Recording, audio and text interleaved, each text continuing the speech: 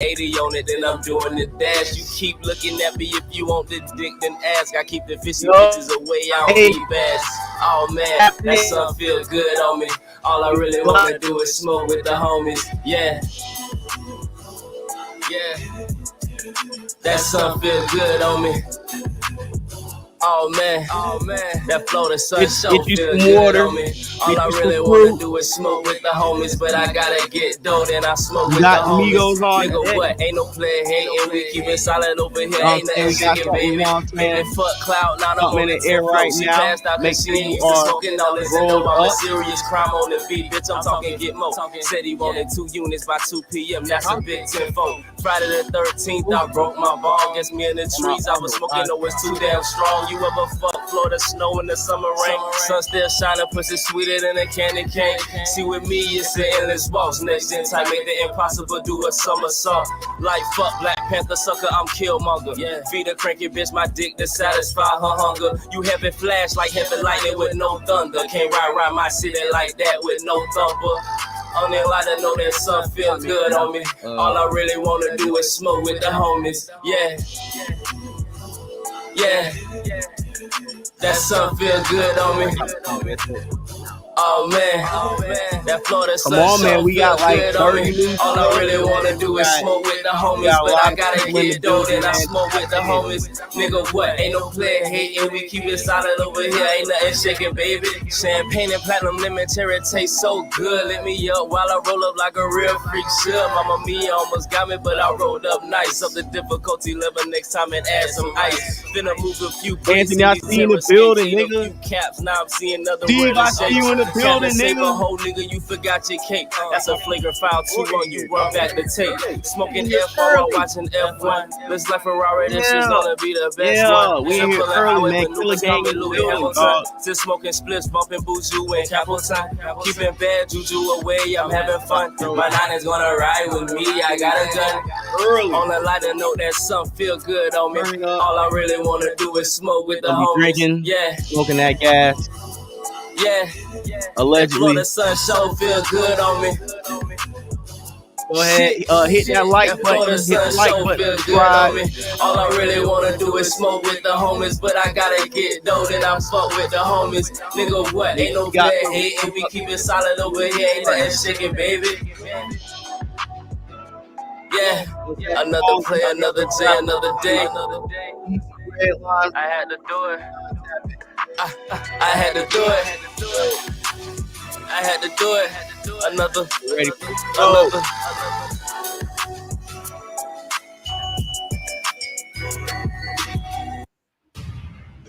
Welcome. It is Perspectives and Facts Podcast. Salute to Steve Robinson in the building, my boy Steve. Salute to Anthony in the building. Salute to Foots, man. Killer Gang is in the building, man.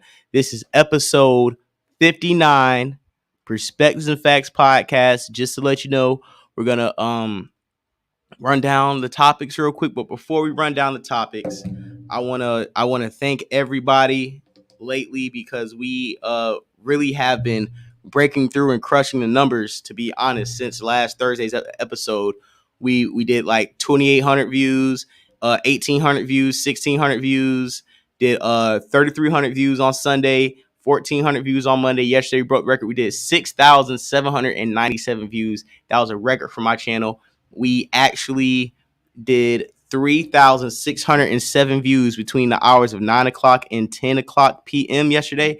That hour mark broke my view record for a single day. We broke the view record in a single day in 1 hour.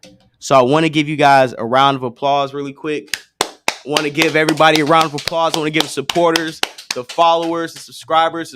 We went up like 33 subscribers in the last literally the last 2 days.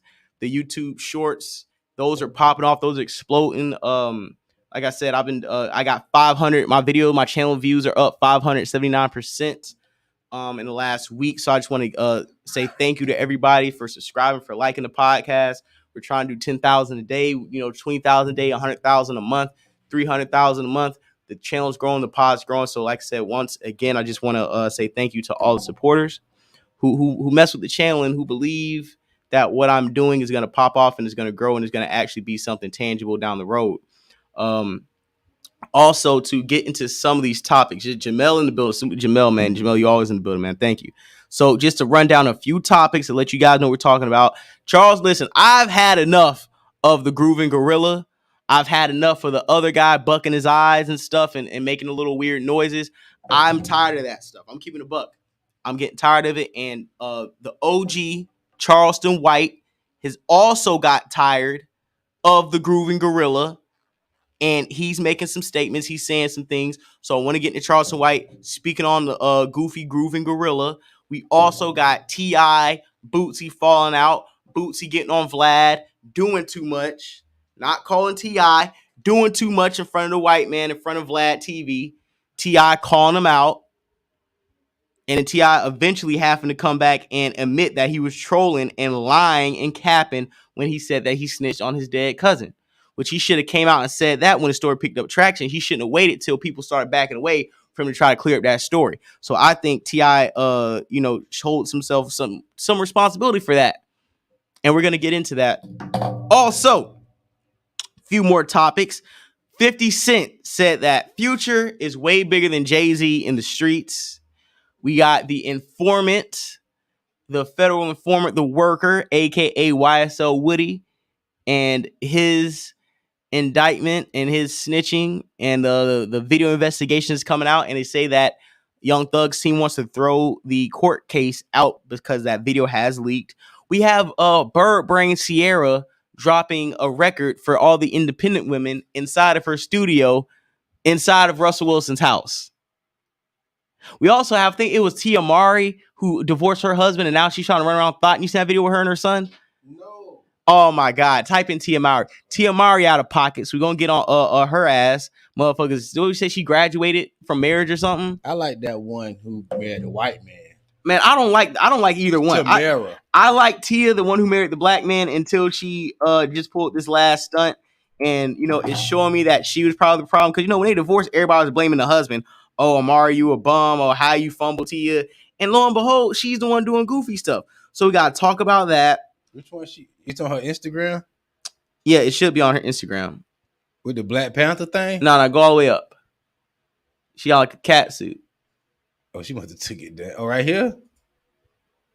Yeah.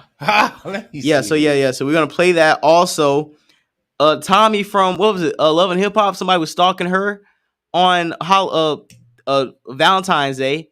We gotta get into that. That might have been set up by the studio producer. Oh, that's a sick joke. And then, hey, guess what? Looks like Adidas may be crawling back to Kanye West.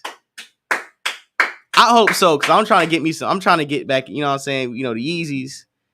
Me and you both wear hella Yeezys, and I think it's only appropriate that they bring Kanye back into the fold because we've already made a stance and we stood together as one, as a sneakerhead community, and told Adidas we will not be buying any Yeezy models without the Kanye stamp on it. If it ain't got the Kanye stamp, it's not a Yeezy.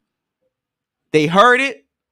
We stood in solidarity, and now Kanye West has a possibility to come back, and I think we all should be proud that we actually boycotted something enough for it to actually make noise and for us to actually get some type of retribution to that.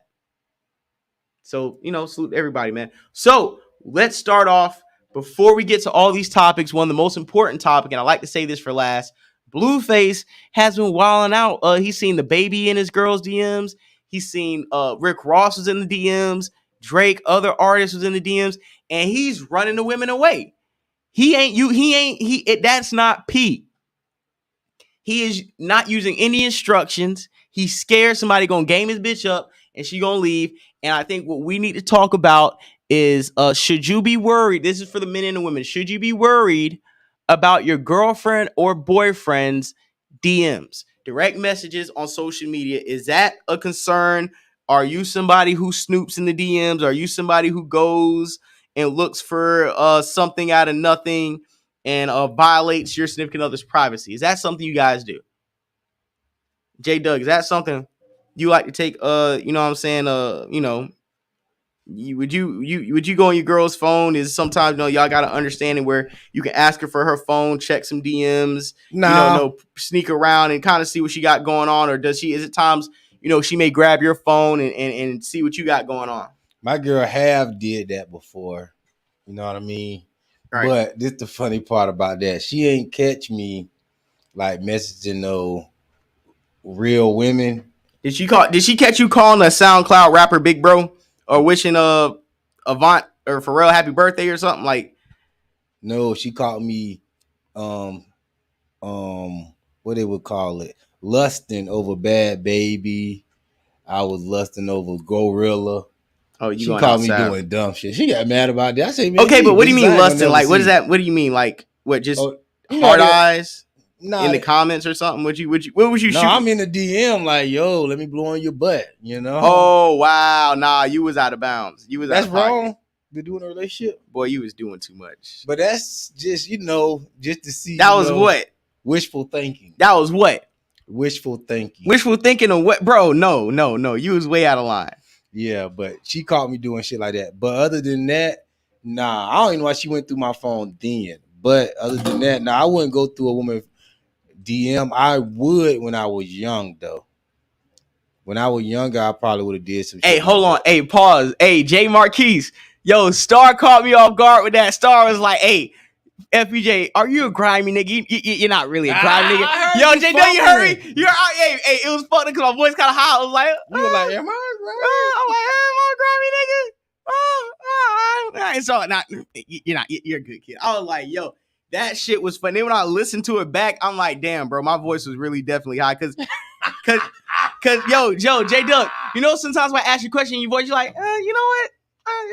Not really. You know what I'm talking about? Sometimes when like somebody asks a question, you're like, you know what? Not really. It was one of them. But I forgot because me and Star be talking on the phone all the time. So I be forgetting we're not on the phone. So I was kind of answering like who was on the phone, like, and it just caught me off guard because nobody ever asked you. Because you probably would have gave a more, character style answer. It was such a been caught on guard. It was more. It wasn't even a question. It was such an off guard, like question / statement. Because I didn't know where he was going with the question either when he asked it. Yeah, it was just funny. He's like, and it was like, and he's not. You're not really a grimy nigga. That was a classic moment of the show. I just want to salute J Marquise. Y'all know me, bro. Like, bro, I'm gonna laugh. For one thing, I'm gonna do, bro. I'm gonna laugh myself for anybody else get a chance to, because that shit was actually fucking funny. And because I don't have the deepest voice, it was definitely funny when you hear a OG nigga like Star ask, "Are you a grimy nigga?" and the nigga voice get high, and he's like, "Not really, not really that grimy, cut and clean." That shit was funny. So salute to you guys. Yeah, salute the Star, man. Salute the Star once again, man. So hey, where do you want to start off at? So we're gonna get back to DMs, right? Yeah, like I was saying, girls. I would have when I was younger, like do some shit like that. I was more insecure, but now just like, yo, I try to just mind my business. I wouldn't be going through nobody's DM. So I'm pretty sure everybody doing something in their DM that you ain't gonna like. Type shit. And like for me, bro, I feel like this, right? I went through my girlfriend's DMs one time back in 2013, like 10 years ago. She was in school. She was going to college at the time. She was taking some college courses. And I had her phone because at the time I didn't have a phone. So we were just sharing a phone for a few days. And I had her phone for like a good hour and a half. You know what I'm saying? I was on Instagram, whatever, you know what I'm saying? She was like 18. I was probably like 19, 20. And I just went through her phone while she was in class. And by the time she got out of class, I went slap fuck off on her because I'm like, bitch, what is all this shit in the phone? And she wasn't really like wilding out, but she would definitely like flirt with niggas and shit. But at the same time, I cheated first. Like she found shit in my phone first. So really it was more of get back, if anything. And to be honest, I'd rather somebody be getting a get back on me than me actually being the faithful one and you just doing me dirty. You feel me? That's just pretty. Yo, Black McCain, you got it. First of all, hey, yo, Black McCain. First of all, this nigga said my hair is sassy. Okay, sir, you don't emasculate my hairstyle. Okay, this is a nice hairstyle. It's fly, and you're probably bald with a receding hairline, and you probably got a $15 toupee. That's why you're mad. Okay, and she was not 14. She was 17 when I met her through my cousin. Her sister approved. I was of age and we started dating. We're still cool to this day. She was not underage and nothing, no lewd activity was going on. That's still the homie. She's a very dope girl. She actually retired from the military. So, you know what I'm saying? We put her on the right path. But personally, like I said, I would not go through any woman's DMs. Absolutely not. Absolutely not, because I'm only setting myself up for things that I already know. You know what I'm saying? Especially if, and me personally, not toot my own horn, but this is just reality. Niggas in the chat who know in real life know this. I only date like attractive, fine women. I only date the women that niggas in the city be lusting over. I only date women in the city that like they probably get 100 DMs from niggas every day. So the type of girls that I go after, I already know niggas be in their DMs. So there's no point of me trying to get in the DMs. And if I have enough access to the woman where her phone is in my possession, I'm so far ahead of any nigga shooting a shot in the DMs that I have no concern. If a nigga is shooting a shot, blowing her back out, as long as I don't find out, there's nothing I can do about it. My thing is this: you can do whatever the fuck you want to do, because once you're out of my sight, I don't know what you're doing. And I've been around sneaky women. I've been side nigga the year before multiple times, so I know how sneaky and conniving and just dirty women can be. You know what I'm saying? So I'm never gonna put anything past them. We got White Boy Rory in the building. Your curly fries hair dude is zesty though. Rory, don't get clapped, Rory. Don't get clapped, my nigga.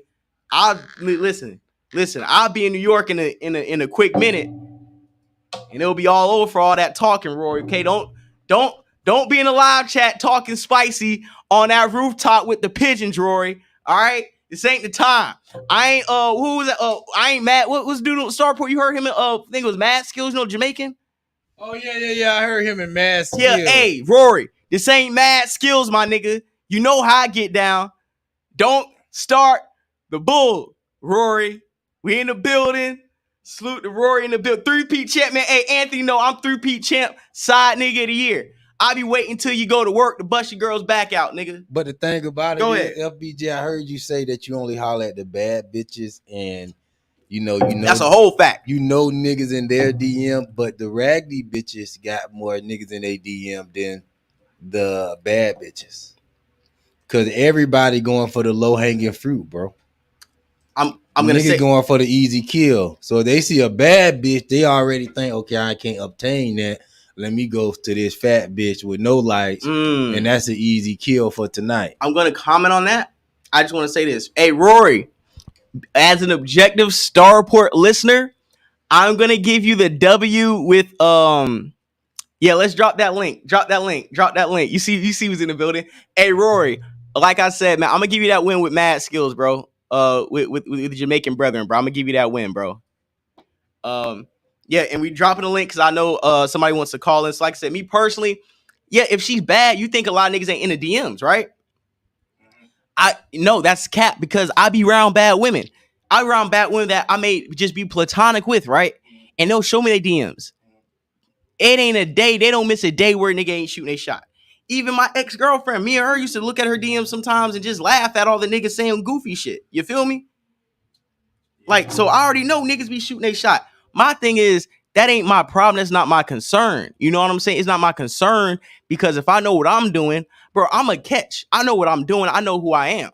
So if a chick want to leave me for another nigga, like, go ahead, bro. Like that's not a problem. A lot of these niggas know that they don't measure up to their girl standards, so they be scared to see who's better, who's gonna slide up on there. If it's gonna be a Jaguar player, a scam or something. But if you busting your ass, you doing what you need to do, bro. If your girl leave you, she's gonna leave regardless. It ain't about what you doing and what you're not doing. I'm glad you said that. That brings us right where we need to be. BlueFace. Right. Hold on, Eric. We're gonna introduce the topic, and we're gonna bring you in, Eric. Hold on, just for a few seconds. Oh, my mic keep going in now. Oh, my mic might be. I don't know. Go ahead. Yeah. Okay. So BlueFace got mad because LilBaby came in her DMs. And we're just chilling. He wasn't even doing nothing. He was like, "Hey man, why they say me you talk you like a big sister? I mean, I'm like your big bro." But listen, this is my problem. This is why I do agree with BlueFace. Yo, don't call. You're not my girl's big bro. Y'all ain't hanging out. Y'all ain't fly with each other. Like if I have a girlfriend, she ain't got no more big bros. She ain't even got a father. Her mom, it doesn't exist. Preferably, I love to date a woman with an alcoholic mother who's never around, don't know her dad, her sister's a scammer and a bum and a leech, and she knows nobody but me. She knows nobody but I'm the only truth in the light she knows. I'm the only parent she knows. I've took her out of poverty and darkness and brought her into light of prosperity. She has subscribed to my program. I got the last 3 digits on her debit credit cards, all the information. When she get paid, her direct deposit goes to our joint account, and she's subscribing to this pimping. If that's not it, I don't want to. I'm trying to hang out, you squeeze on your titties. You told me you gotta go to your little sister's recital. You gotta help your mom bake cookies. You got your dad's about to change your oil. Nah, you're not leaving me. I don't know kids either. I don't need you to have no free no kid.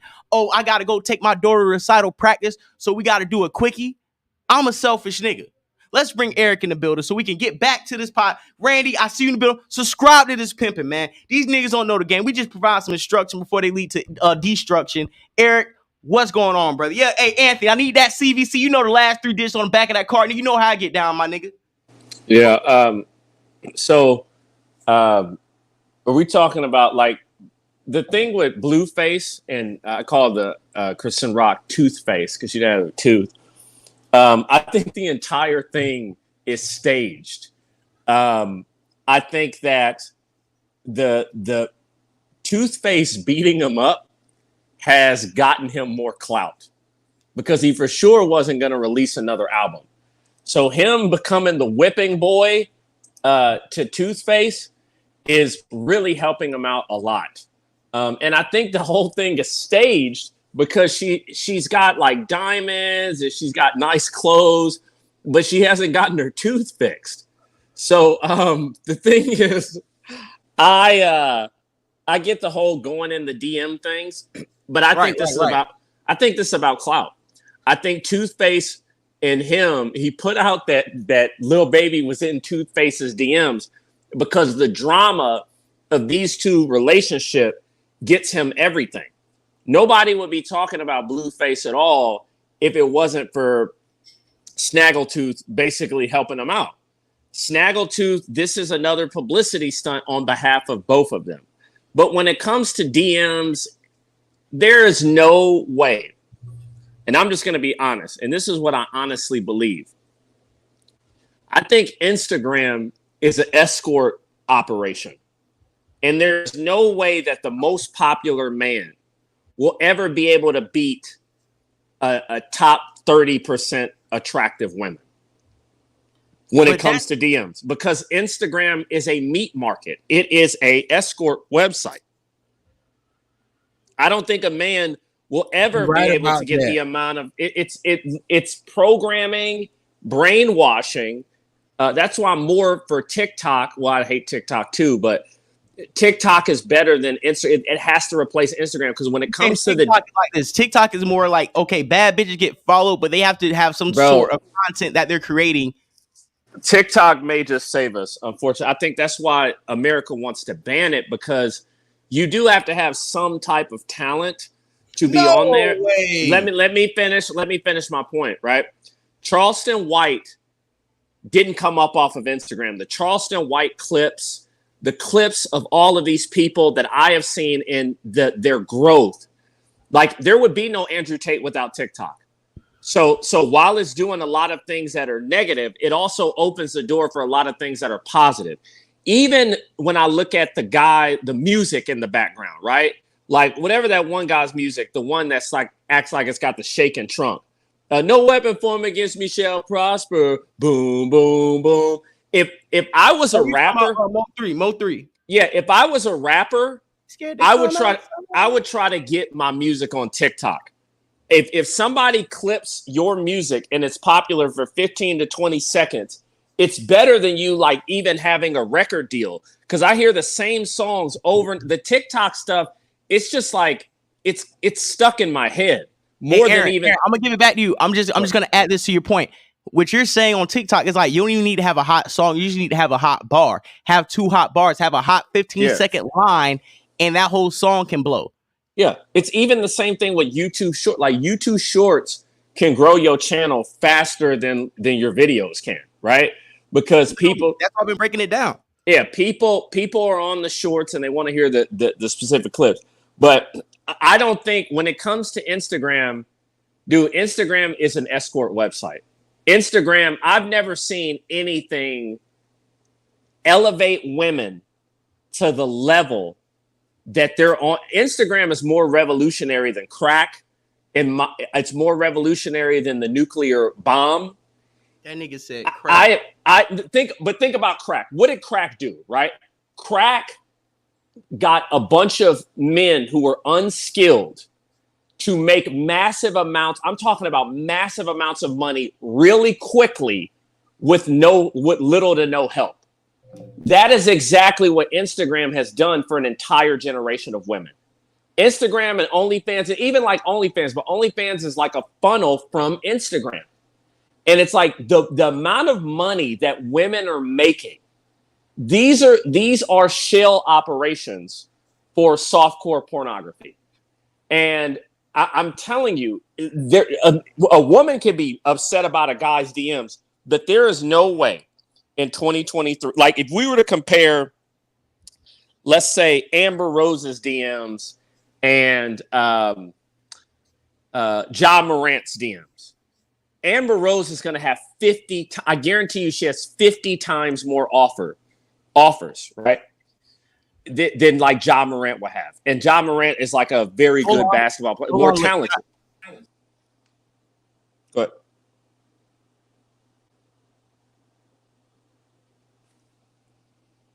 I can't hear you. Go ahead. Can you hear me now? Yeah, I do. I hear you now. Okay. The reason why I disagree with you is because I feel like when you are a high-profile athlete entertainer, especially these athletes who get these $250 million contracts. I don't know what's going on. Go ahead. Can you hear me now? Yeah, I do. It's, okay, was that me or you? All right. No, that was me. Okay, listen. Being an entertainment groupie is a profession and an industry in itself. And with that said, these entertainment groupies be knowing players' stat lines better than us, and they contract breakdowns better than us. So their job is to go in these DMs versus it's a lot of thirsty niggas with money going to Amber Rose's DMs. I do agree. But the validity of people in the DMs, like it's the same Instagram models that we're saying that are getting more people in their DMs that they're in Morant's DMs. Would you agree that the same women, the Amber Roses, are in the Ja Morant's DMs, right? No. And let me tell you why, right? Because now I think you're looking at things from a 2018 perspective. I think right now we live in a hoe economy, and the demand for hoes is at an all-time high. Ja Morant, this is my opinion, is more, if a woman is a top level, like let's say top 20% woman, they're more likely to be in her DMs versus vice versa. They go to the meat market as well. And what I'm telling you is the demand for women, the amount of thirst for women today far exceeds the amount of thirst for even top producing men. Why would you say that? Why because now more than ever? Well, number one, because they have 4 years of brainwash. Well, number one, we know that men are right now having the least amount of sex that they've had of all time, right? One in 3 men haven't had sex, right? Then when you escalate that, and also women are earning a lot more, women's standards have, they're not going to go for the same things, right? It's like trying to get people to go back into the office after you've had them work from home. So after you've had a woman who's been taken to steakhouses, that's what OnlyFans is to pimping. Correct. Continue. Yeah, so that's what I'm saying. These women now, while they all might not be getting the same things, they have an expectation for the same things.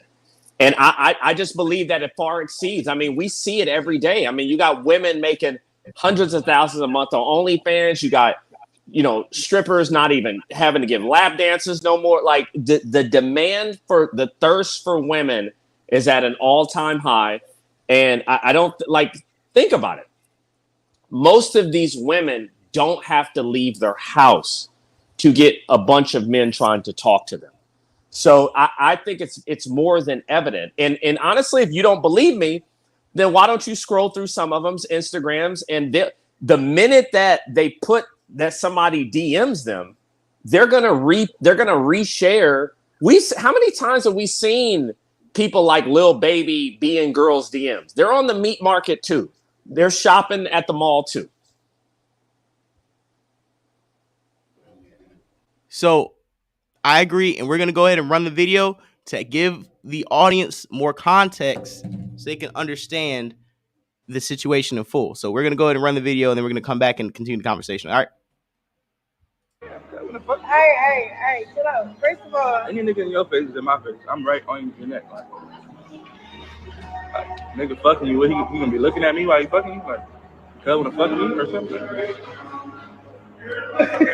Make no sense. If I seen any of these niggas bitches out with 7 tattoos, missing a tooth, alright, don't do that. Pregnant and all, I'm not gonna approach them like, yo, I think you're dope. So he trying to say LilBaby a bitch for trying to approach his girl, knowing that, you know. But I don't think LilBaby was trying to smash her. But you never know. Nigga be having some type of little fetish to where they just want to smash a nigga bitch just to say so. But yeah, that's definitely an element to it. And I honestly do agree to a point where it's like, bro, if I already took this girl tooth out, you know what I'm saying? Hey, y'all hit that like button, man. Hit that like button, subscribe, man. Make the like the viewers, man, real quick. Y'all go ahead, hit that like button real quick while you in here. But I understand what he's saying on a logical perspective, where it's like, yo, my girl got 1 tooth, she pregnant. You already see she with me. Like, what? Why are y'all waiting until now to start reaching out? Like, what's the interest in her now? But before I continue and before I pass the mic to Aaron, what I want to lay on the table as far as where I'm going to go with this is that he is directly mismanaging the chick in this situation. He is going against all player and pimp rules on how to conduct himself and his girl in this very moment. And he is costing a giant bag that he won't realize till later that he's really cut himself out of, because he's trying to manage the situation with his emotions, and you can't manage money with emotions. And I'm gonna pass it to Eric. Go ahead. Well, once again, this just shows me this. Nobody would care about BlueFace if it wasn't for Toothface, right? This shows me this is clout chasing. You're making this a big. Why are you on Instagram, right, talking about somebody else being in her DMs? Why are you making a video about this? Because these two want to have a reality show. Do they have a reality show yet? Yeah, they got it on Zeus. You know, Floyd Mayweather, I pretty much own Zeus now. But continue. Okay. So once again, like, this is all for the clout. This is all for another episode. This is for BlueFace's career. She saved him. You know, he's like Jay-Z and she's like Beyonce, right? Because, you know, Jay-Z sucks. And Beyonce had to save his career. And this is what she's doing. She runs this. Like, everywhere that they go, she has to kick a TV. She has to hit him in public.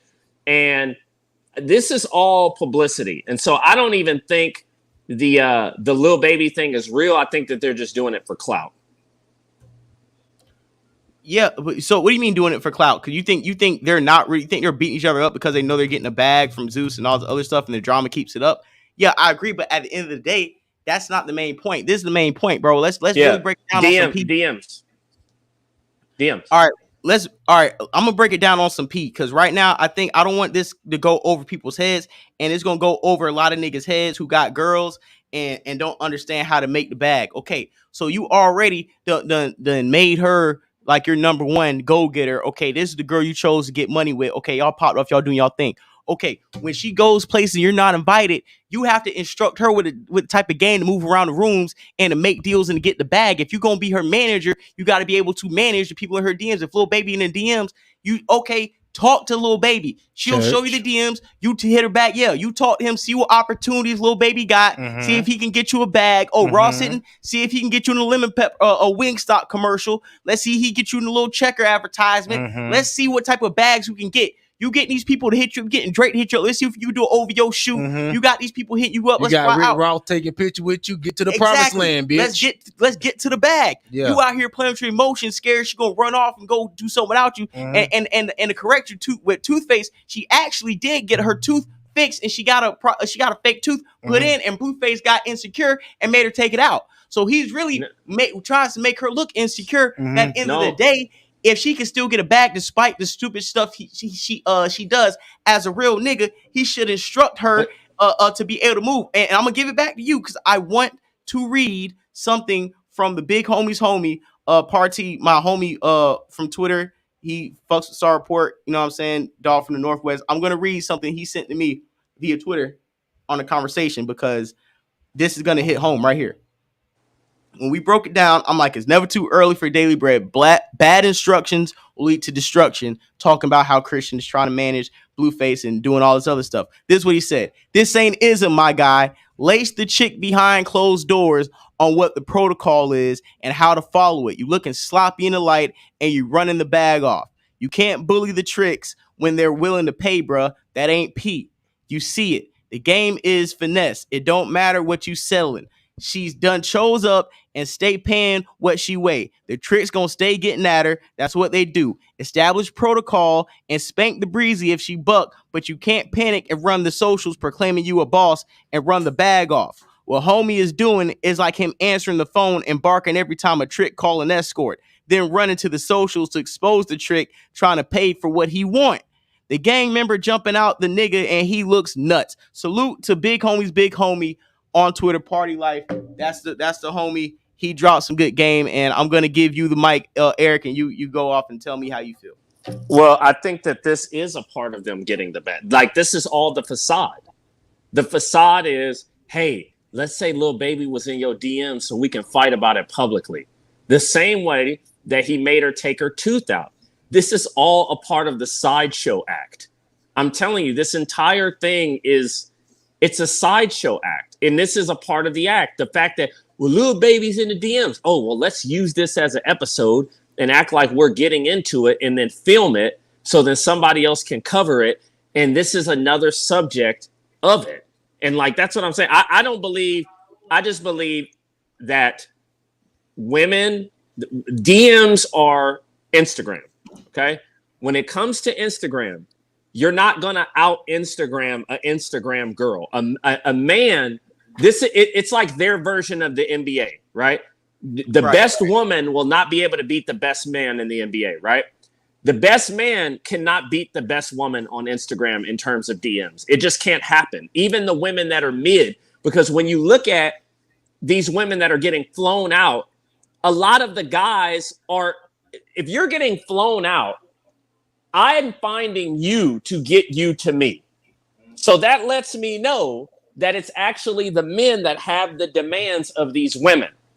And on top of that, a lot of those men today are now celebrities that are doing these things. So which lets me know it's actually the men that are groupies. It starts with the celebrities. The celebrity men that are groupies for the Instagram women. And pretty 100%. And pretty much what your irrefutable evidential point is what you just said, and that's the fact that women at mass are being flown out. Men, if we look at the flown out ratio, it's 99.999% women and 0.001% men. She done blame me so flown out. And because of that fact, that is so lopsided, your whole point is circled around that women are going to win when it comes to their social media status versus men. Just like you said to the NBA, there's no way anatomy wise that a man can compete with a woman on social media. She's gonna win. Niggas ain't getting flown out by these women to fuck, but these women are getting flown out in mass by these men, and they're not even sliding. They're not even giving them anything. It's not even a promise. They're debating that. So that shows you how lopsided it is to the point where you're getting flown out just off of the hope, where we're not even having the option to get flown out. It's even maybe even shamed if a woman is like, I'm gonna pay for your flight to come see me. That's some bum. You hear certain niggas, you certain bums, but that's not a commoncy. So hey, yeah. And so we got one more video. Hold on, we're gonna play this one. His face is like he got 3rd-degree burn. I don't know what's going on with the play. Pray for Blue. Cold so many times. Think a nigga finna just walk up and be like, oh yeah, like you got potential, like what's your number? Like I want you around. Like I'm your big brother. Like, what the fuck? Nigga ain't my son. She done bled me so cold so many times. Think a nigga finna just walk up and be like, oh yeah.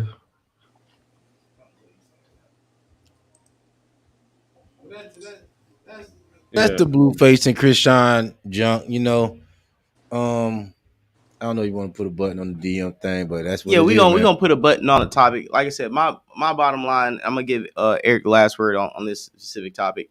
My bottom line on on this situation is, if y'all are definitely in the public eye, even if you're not a public eye, if you try and get a bag and your girl is sitting there and her objective is to help you get the bag and assist with that, and she has certain problem people in the DMs to get a bag, you have to talk her through that and see where the money leads to. You can't be hopping online, scaring people off, trying to expose individuals and messing up the money. Like, nobody's gonna come to her. You supposed to be a manager, then manage the situation. Niggas ain't gonna come to you to try to do no deals with your girl, dog. Like, now, if that's what you want, you should have said that from the jump. Don't be trying to move the goalposts and establish new ideas. And while I'll segue off of that, I think I have some women that Eric, that are just your type, that we're gonna pull up, and I think your next career path should be a CEO, because I think you really enjoy the women that I saw that. The women I think you would definitely enjoy working around these types of women on a 12-hour basis. Those women need police brutality. This shows that this shows right here. This shows why we need police to be more brutal. And it shows why we've gotten softer with police officers. Because if these women can do this type of stuff, right?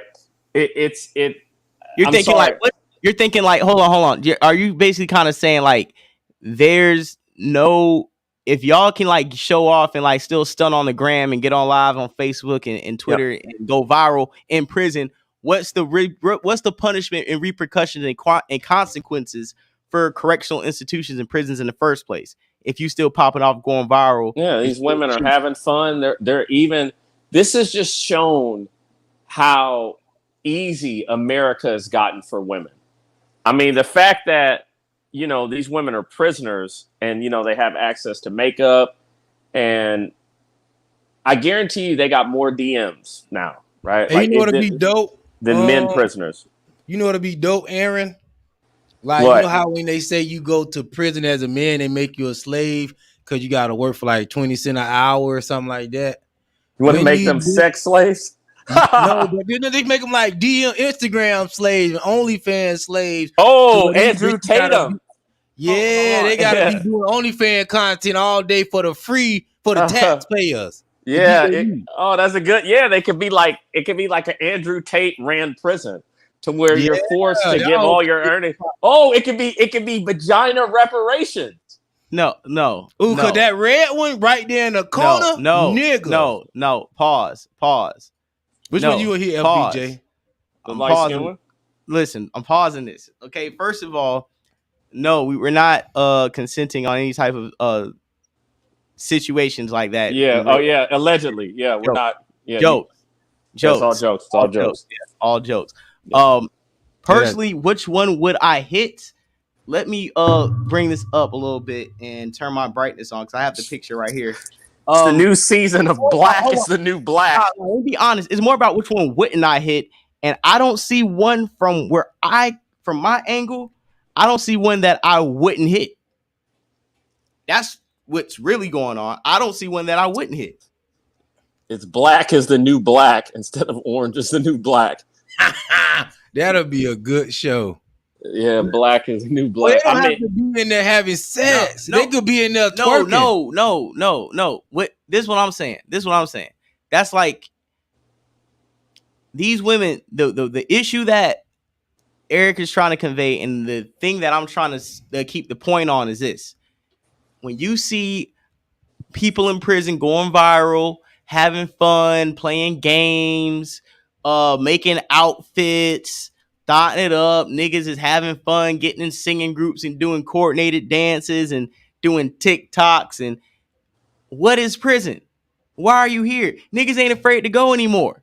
Niggas blow your head off and do 20. They gonna go viral on the net anyways. They gonna go live on the gram, shaking ass. That's They trap. getting commissary in there. What is the real consequence to prison in the social media day and age where you and your girls can be in the dorm and go viral? But you heard they got the Glock Dookie. The biggest fear of prison. Oh, Barg, you need Jesus. Oh, Barg, you need Jesus. The biggest fear. Not on Wednesday night. People are in church. It's still Sunday Bible study. Go ahead, Eric. Hey, you know what's gonna happen too? I don't mean to cut you out, Eric. One thing that's gonna happen too, you're gonna have them dykes ready to go up in prison too. Oh my god. Yeah, dykes really gonna be killing motherfuckers. You gotta watch it out. You gotta watch out that word on here. To be I mean, yeah, you gotta block that out later. Trust me. The lesbians. No, the studs. I'm sorry. Okay, so the worst part about jail is you're surrounded by Negroes that you can never get away from. That's the honest punishment of jail. Is you're locked in with a bunch of people that you can't get away from. But with this, it really, I don't know, man. Like I said, I'm not saying black women. I think hoes are winning in our society today. And like I said, There's a ton of white hoes. There's a ton of white hoes. Yeah, of course. Like the OnlyFans, the top earners on OnlyFans, most of them are white. Dudes are just thirsty. And I mean, now they're thirsty for prison role play, I guess. And this is just one aspect of that. So yeah. You say prison role play? Yeah, that's exactly what I would call this. Like I said, black is the new black. And Kenya, and I agree, it's not the fact of who they're hurting. They're not hurting anybody. No. There might be some murderers. No. Imagine if that's somebody who murdered our society. That's why they're in prison. We don't know their case, and that's a good point. They're not hurting anybody. I agree. What I'm doing is instead of putting this picture up here and having a 5 to 6 minute conversation, sexualizing these women. That's what I'm trying not to do. I'm trying to make sure we're not really going to take it that far because we're not trying to do that. But instead of sitting up here and be like, oh man, she's fine over there and she's fine. Really, it's like, let's have a deeper conversation in how men and women are going viral and getting it popping on social media despite having prison sentences and being locked up in state and federal penitentiaries and doing county jail. How are they getting cell phones? How are they getting it popping? We need to have that conversation. And is the access to outside things, especially the phone and being connected with people, does that water down the punishment of prison and what prison is constructed to actually do as a form of punishment? That is what I am trying to bring forth in the conversation tonight. And I would like to expound upon, because this way, when I see niggas sitting up there eating Chick-fil-A and quarter pounders with cheese, playing PS5 and a 3x8 with the TV, and niggas living better than niggas on the outside. I'm saying the same thing about them. Where they do that at? Niggas designing clothes, whole fits out the prison clothes and doing, you know what I'm saying? Like, what are we doing? Well, see, what happens is nowadays these prisoners so soft too, so they go one day without water. They end up making a video. Y'all, look, we ain't got no water. Okay, nigga, you think you're not finna be out here and your water don't get turned off one time in the free world? It happens, nigga. You in prison. You don't need water for a couple days. But see, now we got a motherfucker gotta make sure motherfucker got water. Make sure motherfucker eat. Make sure motherfucker don't get their ass beat. Make sure motherfucker suicide watch and all this stuff. Yeah. Prison just became like a playground. And if you do something, it's a lawsuit. Yeah. This is just, I mean, this is black girl magic right here. What we're looking at, right? This is the leaders and the mother. This is the queen and mother of the earth that we're taking a look at right here. And I mean, you know, they all got their butts turned to the camera. And I mean, this is the come up right here for women. I mean, women don't have to be, a lot of times today, they don't have to be smart. They don't have to be charming. They don't have to be anything. All they have to do is turn around and take a picture of their butt. Nah, listen. This is how I feel, bro. Before we get to the next topic, like I said, all these women are attractive, especially. I mean, all of them, really. Even I don't know. I have a different standard. Bro, I mean, they're in prison, bro. I feel like this. If you can look like this, they all look the same. Bars, if you can, then to me, they all look good. Because to me, if you can look this attractive behind bars, then I already know, imagine what you look on the outside. But it's like with my issue too. What I'm trying to say is like, where are you getting these clothes from? What is this? What is she wearing? Right, the one sitting down. Is this like some type of G-string? Like what type of underwear is this? This is not prison approved. And is this girl wearing like capris? Oh, she's wearing like a capris. The one who's sitting down in the front, and this one's wearing like a sport jacket. What is this? Yeah.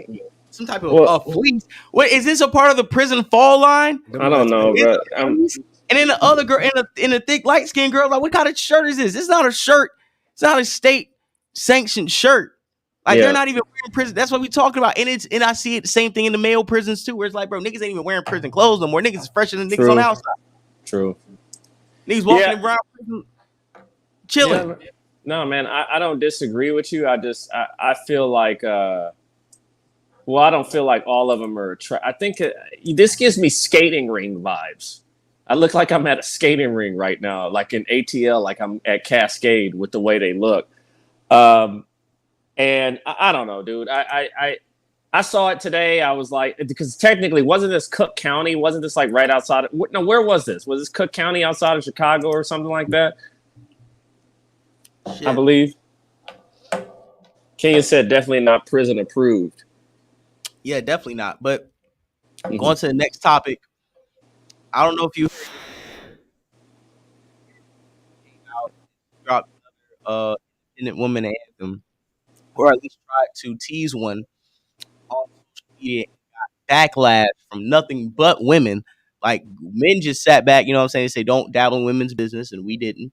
And we sat back and listened to her drop a ladies, put your hands up if you don't need a man, put your hands up if you don't need a nigga, put your hands up if you yeah.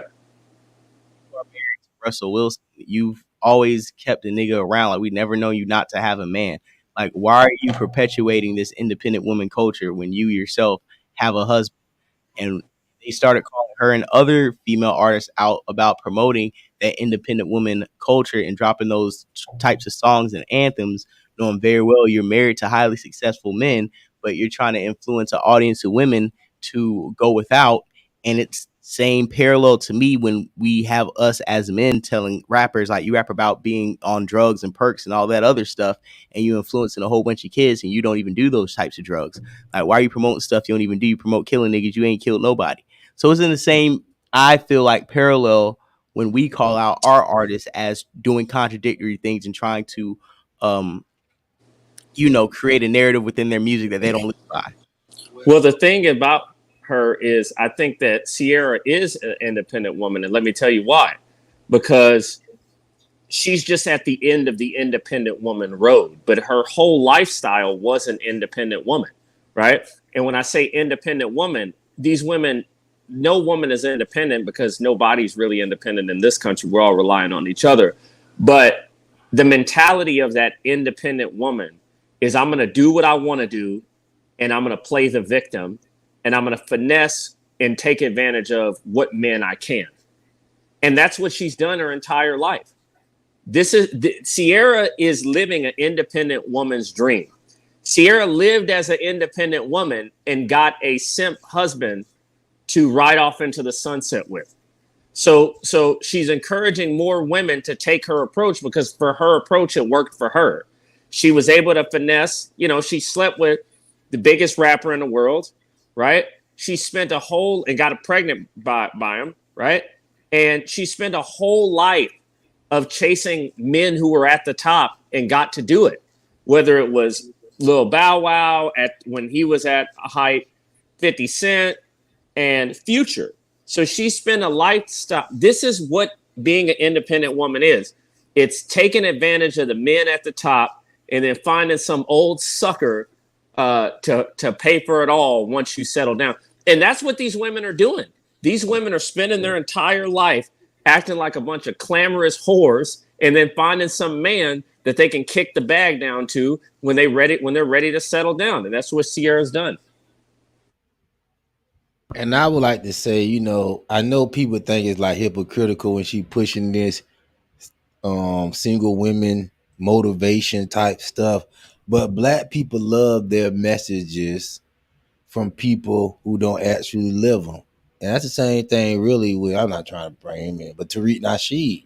You know what I mean? These people get on the mic, they try to convince black people, you can't do nothing because of racism, you can't do nothing because of the white man, you can't do nothing because of the government. And meanwhile, hold on, Tariq Nasheed. Meanwhile, these people having their way, they doing everything they need to do without the white man. They doing everything, they handling their business, they having their family, they living their life. They don't tell you how to get to that point.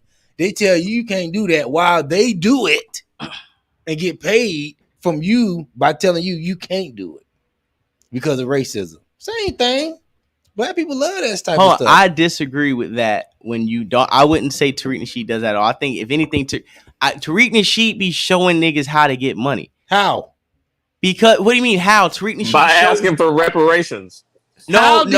Yes, by begging. No, by giving you every excuse in the book on why you should be giving some money instead of telling you how to go work for your money like he did. He shows you, he leads by example. What do you mean? Tariq Nasheed is one of the only niggas that shows you that if don't you need watching his moves, yes. But if you're listening to what he is saying, he's telling you why you can't get nothing popping. What do you, listen. Oh, these tethers coming over here. No, that's why. No, he doesn't. No, he doesn't. We need to do something about that, though. No. This is what Tariq says. It's not, but Tariq, what he does is he tells you what's going to be the suspected who's going to be the suspected white supremacist, who's going to be the grifters. Pull up the court with two suspected white supremacists. Who's going to be the tethers? Who are going to be the people? Where are the opposition? Where the opposition is going to be? And once you identify them, how you're going to move around them. And on top of that, he doesn't tell you, oh, we're black, so we can't do this, we can't do that. And on top of that point, he's not Camilla Moore or any of the people on the reparations task force. So what you're asking Tariq Nasheed to do is to be on the reparations task force and to be continuing to draw out bills and get documents and information to go to the next step of the legislation. Unless that is what you're directly asking him to do, because that's the next step you will be asking him to be in order to get reparations. And that is what's going on right now with the reparations task force in California. This what the Nasheed message should be. You know what? Racism don't stop nothing. Hustle around racism. Don't even worry about no racism, because guess what? I'm going to get mine regardless of racism. I feel like he does. That's what he does. No, he tells you. And I also... Go ahead. I also think... Oh, go ahead. I get what you're saying, but I also think Tariq Nasheed is a very funny person, right? Like when I watch I don't know if anybody's watched his cartoons recently on his YouTube channel. I mean, he has Boondocks level talent. You know what I'm saying? And not every black person can be like that. I'm just being honest with you. When I listen to the Bucci Bear cartoon, that's some of the funniest stuff I've ever seen, right? Yeah. Not everybody has that level. So I don't think it's that funny, because he just took the topic that he's been talking about. He took his most popular screen. Nah, bro. That shit's hilarious. Let Eric land real quick. Eric, go ahead. Okay, so for him to say everybody can do what he does, he would be lying, because most black people are not as talented as him. I mean, let me tell you why I think Tariq is talented. I don't agree with a lot of the stuff he says, but I think he's funny, right? He's made a lot of movies. He creates, and I hate using this word because everybody says that they do it. He creates content. He makes movies. He makes production. He goes on to debates. He makes entertainment. He's an entertaining person. And for me to tell, Ray and Tyrone that they're the same as Tariq, that would just be a lie, because they can't do the same things as Tariq, because I don't think they're as talented as Tariq. Oh damn! Hey, but this is what I want to say too. Tariq can tell you that somebody's a suspected white supremacist and literally show up to court with 2 suspected white supremacists. Come on, like you don't get more contradiction than that. No, I agree. You're right. You're right. Calling people some tethered and literally I agree. With 2 suspected non-FBA white supremacists. Okay, but the thing is this, I agree. That's who he be around and hold on. his message. I agree. What his message is hypocritical, right? But that's all what black. That's the whole Ciara thing. Black people, but black people are all hypocrites because they claim that they're victims of rape and they don't leave America. So, like, I get what you're saying, but I can see the positive contributions of Tariq from a humorous level, right? Like I could see the stuff that he's done, which is funny. I get what you're saying. His message is hypocritical. I agree. You say you don't like white. Hold on. Let me give you an example. You say you don't like white supremacy, but you want white supremacy to pay you, right? So I get that. I get what you're saying, and you're saying that you are something because you live in which you would consider a white supremacist country. So I get all of the intricacies of his hypocrisy, but what I'm telling you is that when it comes to pure talent, I think he has a lot to offer outside of just those arguments. And he's funny. I mean, if you're going to say Tariq Nasheed, all black leadership, Malcolm X, Martin Luther King, Malcolm X, I'm going to sue the New York Police Department for $100 million, even though you didn't even get killed by white people. That's his daughter. That's not him. No. Hold on. That's a good point because white people technically didn't kill him. It was black people. Yeah. But it was a black man I remember from Newark. But not to go too far on off topic. Yeah. Hold on. Yeah, what I was about to say about Tariq. Also, like I always keep trying to tell niggas who try to come at Tariq, this is what I say, man. With his Hidden Colors documentaries and the films that he has put out, the amount of black people that have at least woken up and gotten to a certain level of consciousness that without Tariq Nasheed's contribution to the black community, they would say themselves they wouldn't have found the information and went down the wormhole and have a more objective view of what's really going on without Tariq Nasheed. And that's why he has galvanized the fan base that he has, because he has educated black people more efficiently than anybody since, who can you say, Khalid Muhammad? And let's be real. So hold on. Let me and with that, if he is providing a service and people are purchasing a product and he can take money and get buildings, he can do the FBA what was it, the march in Washington, the conference, and then the conference he did in Atlanta. You can do another conference, the business expo in Dallas, and you bring black people networking. You helping niggas get money. You get money. You putting people in films. You giving people clout. Like, what else you want this nigga to do?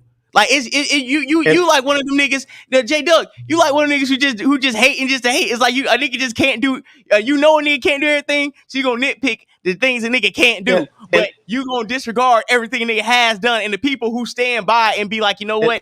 There's not a time I spent money with Tariq and I didn't get the product that I wanted, therefore he's not a fraud. You'll never hear people saying they spent money with that nigga and never got what they got. You won't see one video on that. You gotta give somebody props for that, right? And let's be real. Right? Let's look at the gatekeepers of black media right now, right? I would rather have Tariq out there than, receding hairline, roly-poly, ant-face man, Roland Martin. Exactly. Like, who would you rather have? Who would you rather have? But it's going to be let me just say something. It's going to be somebody with this black racism grift. It's too popular now, right? I would rather have Tariq out there making movies than the women from BLM. So it's going to be somebody to do this stuff. And I would rather have Tariq than a Michael Eric Dyson. Like, these other people are stupid. Yeah. Like, I'm not saying Tariq is super smart. I'm saying that he's more entertaining than Michael Eric Dyson. And there you go. There you go, Eric. I'm gonna stop right there. We black people go for who's the most entertaining. No, they don't. No, they don't. What Tariq say is pseudo. No, okay. But hold on a second. Go ahead. No, go ahead, Eric. And I'm gonna go. So Martin Luther King was entertaining to you? Black people don't. Yes, Martin Luther King was entertaining for the time. No, he don't. No, he's good to talk. But listen, this is what they don't go for entertainment. They go for the niggas that are lame. I'm not saying Tariq is not talented. I'm just saying black people like a hypocritical messenger. So let's not give. What's the problem with Ciara? That's all I'm saying. Oh, okay. So, but I'm letting you know, when I look at the gatekeepers of black politics and the gatekeepers of black media, because that's what I would say Tariq is in. When I see people like a Jason Lee, or when I see people like Roland Martin, hold on a second. Roland Martin, or the people from TV One, or I see the Congressional Black Caucus. I'm like, well, if we give these people a chance, and you tell me black people like entertaining people, none of the, like Roland Martin is a grifter more than anything else. He's not talented. He has no swagger whatsoever. He's fat. He dresses terrible. He's a goofy lame. And if he has the right to reach that level, then we have to give Tariq a chance. I'm sorry. I agree. I completely agree because like Michael Eric Dyson, people like that, those people are stupid. Michael Eric Dyson be going on seminars thinking he a rapper, trying to talk about his books and stuff, man. Oh, platypus face. Yeah, man. Michael Eric Dyson is a goofy. On top of the fact that you got to give me, you can't give me personally. You're not gonna give me some highfalutin scholar that never been nowhere trying to uplift black people. You got to go to where the niggas is at to galvanize black people. And that's what Tariq Nasheed does. And just like we said, if you're going to give it to what the Lena Waithe or the guy who did Get Out, Shade Room, yeah, or Tyler Perry. Like when you look around for black empowerment, who's going to stand tall? Where are you looking? Who are you looking at? Oprah. What, did you say Moist? It was Starburst. Oh damn! No, I mean, besides boys. That, but you know, get Boyce Watkins big head ass up out of here. But that's what I'm saying. We gotta realize you that want Moist to lead black people. You want Moist to lead us to where?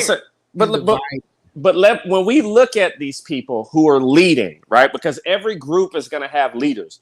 When I look at black media heads, right? Like black media, they're all trash. Like Oprah, they just can't be trusted to have the black I'm sorry, bro. It really comes to a point to where I would rather have Tariq, and with his cartoon series, I have a lot of faith in it, bro. I have a lot of faith in that cartoon series, and I think we need a replacement for the Boondocks. And I think when I see Tariq's cartoon, I'm like, okay, this is like the new version of the Boon. It's funny.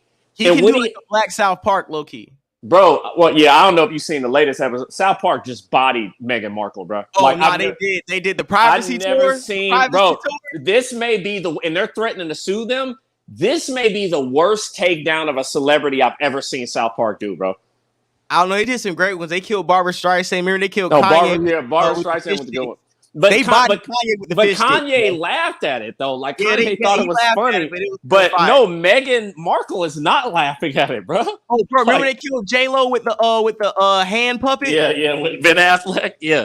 No, they killed J-Lo, bro. They killed a lot of people. I'm telling you, this is the worst one because like Meghan Markle was like, I had to go back and look up the interview of Oprah when she was really like, well, we just want our privacy. And it's like South Park annihilated them, bro.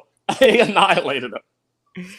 Nah, that shit was crazy. But to get back to circle around the block, to get back to the Ciara track, like we said before, yeah, we can play a little bit. I don't think it's licensed. This ain't dropping no time soon. On the first half, and then the second half, drop the beat in. Yeah. This is for the girls getting money. Okay. This is for the girls that don't need no man. This is for the girls that's in love with themselves. This is for all the girls that did it by themselves. Yeah, like yo. Like, nah, dog, we ain't on that. Like, we ain't on none of that, man. And you can't be out here. You know we about to hit a recession. You know the pandemic money done ran out. SBA loans, PPP loans done ran out. Ain't nobody getting no COVID checks. Rent getting back jacked up. You know what I'm saying? You know, we about to get income tax check, but that's neither here nor there. Niggas is hurting. You need your girls is about to have to lay up with somebody. It's about to be a whole homeless pandemic going on in a couple months, and she trying to get everybody to get single and be independent. And you know what I do want to say? And I don't know why they might fucking up today. But what I do want to say, what I do, no, man, hold on. Yeah, because like I said, my whole point with Ciara, man, she's a beautiful woman, but I just feel like she likes to paint a narrative and pander. She's one of the biggest panderers in the last 25 years. Honestly, she's a world-class 5-star panderer. Just on the fact that, okay, she can pander around, okay, we're gonna do the jazz bass, she's gonna be the new dance forever, because she does that stuff. Even when Rihanna exposed her, like, you go cool dancing, but you're not really like a talented motherfucker. Like, she sits around here, she could dance, whatever, but outside of her dancing, man, she panders to the politics and we were chilling with the Obamas, now we're chilling with the Bidens, I'm taking my family to the White House, I'm pandering Russell Wilson with a perfect family, you know what I'm saying? She's like, I pandered with Future, I'm with the street nigga. Like, she always panders to whoever she wants to be around. Cut the check, then cut the check. Salute to cut the check in the building, man. Appreciate that, dog. You know what I'm saying? Super chat, yeah, y'all. See, that super chat working, y'all. Y'all go ahead and use that super chat, man. Show the platform so long. We transitioning, man. We need some for real. We need some love. Chat, Cash App, $, Florida Boy J. You know what I'm saying? We just try, let niggas know. You know what I'm saying? We just trying to get the Chipotle. Yeah, well, I'm about to dip out, y'all. I'm gonna holler at y'all later. All right, man. I'm gonna holler at you. Appreciate it, man. I just want to say salute to black women for pushing back against this mess, man. You know what I mean? Absolutely. They go along with the bullshit, but black women waking up to the game and they pushing back. And I didn't want to salute black women. Definitely salute the black women for standing up for yourselves against your own. This is the first time I see black women correct one of their own, bro. I won't say this is the first time because this the first. What's another time black women got together and corrected somebody? You get every now and then. You don't have Twitter, so they be getting they women together a lot more than Ciara's just mainstream, so it's gonna make a lot more noise. But to be personally honest with you, it's a lot more than not. It's a lot more common than what you think, where you see black women correcting and reprimanding women live on the internet. This was just because Ciara's prominent. She wanted to drop this song. She doesn't drop any bangers, on top of the fact that she's married. This isn't SZA dropping the record. This isn't Ari Lennox. This isn't somebody that we don't really see publicly with a partner. And even if they drop the record, the way they make songs, they make hits. They make beautiful records. They make great albums. Summer Walker, they make great albums. So when they drop records like that, right, it actually means something. You know what I'm saying? They're actually great songs. Like when Summer Walker and Ari Lennox dropped Unloyal, that was a great song. You know what I'm saying? And they was shitting on guys, but that's still a good song. Ciara doesn't make good music. So when you try to come out here, we know you don't make quality music. So now instead of making good records, you make pander songs, and now you're trying to pander to a crowd of independent women, and nobody wants to hear that because you don't give us quality music anyways. And this song sucks too. So it's just too many factors playing against Ciara to try to drop this trash record. And her mixed with her husband's piss poor performance on the football field, they're not the most likable couple right now. And now let's go to the snitch of the year. He is in the early running. Okay, hey, let's go to Charleston White, because I have a problem with this big Magilla gorilla dancing gorilla individual myself. I feel like he is very offensive to the black community. I feel big like thighs and big muscles. I feel like he insults the black community. I feel like he doesn't understand the stereotypes that are placed upon the black community. I don't think he's FBA at all. I don't think anybody has sat down with him and expressed to him that you can just dance. You don't have to eat food and do all this weird stuff. Like, if he was just a dude who did TikTok dances, they would just be like, he's just a muscular dude doing TikTok dances. But you seriously think nobody set him down? I think the only people who sat him down was them folks, the agents. Down. Oh, damn. The agent sat him down. Keep going.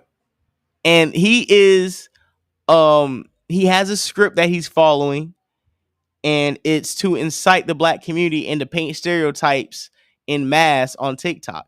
I think because they know the outreach TikTok, they have hired a certain amount of black agents to perpetuate negative stereotypes upon the black community, specifically the African American community, and they push those algorithms in everybody's faces. And I feel like him and the other guy who be bucking his eyes with the chicken, you know who I'm talking about? Like they collab this weekend. And I don't want to show that video because I'm not gonna promote anything that's outside of what Charleston White is saying. So we're gonna play this Charleston White video so you guys can understand the magnitude of what I'm talking about. Gorilla looking that be dancing. I don't ask that funny looking gorilla looking that be dancing, looking gay with them big thighs and big muscles, bouncing and gyrating. He must couldn't play football.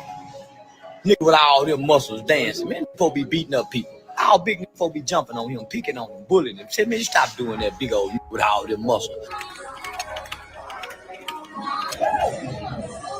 Say muscle man, stop it.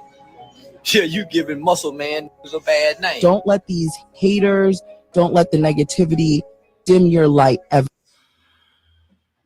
You want to stop it right there and say, there you go, black women co-signing the bullshit. That's who always keep the shit going, bro. Black women, bro. Mama. Don't tell them, let them tell you nothing, baby. Yeah, but you won't listen to a black man, but you will listen to that man. All right. The dances you doing don't attract women. Toes tapping the ground, popping his shoulders. Ain't now a woman jumped in front of him. Said, "Ooh, we got it fine. Let me dance with him." Y'all don't ask that funny looking gorilla. Personally, I 100% agree with what Charleston White is saying. The issue, like I said before, you perpetuating negative stereotypes and say, oh no, he's just dancing. Yeah, if he's just doing what he's doing right here, where he's just dancing, walking down the street, like, okay, cool. Nobody's talking about that. Is when you be taking the bites of food and be shaking around and gyrating in predominantly white areas. Even when you go to black spots, like niggas is looking at you crazy. And it's like, are you gonna figuratively sell your soul just to go viral? Like, stuff is stupid. And I 100% think it's a problem with him. He's a goofy. He needs to stop. Somebody I know what you said. He sat down in front of Marco, but somebody needs to get around him and sit him down and understand that you can't do this stupid ass shit anymore. Am I wrong for saying that? Am I wrong? Am I a hater because the gorilla dude jumps around here and dances and does goofy stuff? Am I wrong? Am I a hater that I want him to stop? No, they had a petition asked. I think what did they do, that little .com? Yeah, I signed it. Yeah, I signed that shit too, man. Get him the fuck out of here, bro. Because this nigga is like, I mean, you know, can black people look any worse? But still. You seen a Black Lives Matter person run down Charleston White? Oh, I think that's that video right there. I saw that old right here. Oh yeah, man, I saw that old. Man, that nigga, I'm tired of these men acting like women, bro. Hey, this could have been an Asian also. I feel like this could be an Asian. The guy who he had a Black Lives Matter. No, bro. Charlotte hoodie. Bro, we gotta stop giving every silly nigga the privilege of being an Asian, bro. That make a nigga sound intelligent. Or that's an Asian, like they ain't just doing some dumbass shit. I like that. Try to do some weak ass shit. So you saying he was clout chasing? The reason why I said that because he had the Black Lives Matter vest on, so that's why I say you an Asian. This is broke nigga behavior, bro. Okay. It's no nigga that got business if they see Charleston White and be doing this shit. We just trying to get an interview. He said, fuck Black Lives Matter. We just trying to make sure there's some clarity. Now, what person you know seriously after all Black Lives Matter done did, not reportedly, but done did finna come out that said, you should fuck. It's some retarded nigga shit. You should fuck Black Lives Matter. You said, No, I'm just making sure everybody can see it. Let's see. Okay, yeah, it's cool. It's cool. No, I can pull on full screen. Yeah, all right, yeah, let's play a clip in full. What? You said fuck Black Lives Matter? It's freedom of press, though. Fuck you. Out. We're just trying to get an interview. He said fuck Black Lives Matter. We're just trying to make sure there's some clarity. You said what? I said fuck Black Lives Matter, Girl Black History Month. Like, you a sellout, nigga. They sellout. So put the camera down. You keep them up. What you better than something? Black Lives Matter. A bunch of gay bitches. What? A bunch of gay bitches running. You look like it. You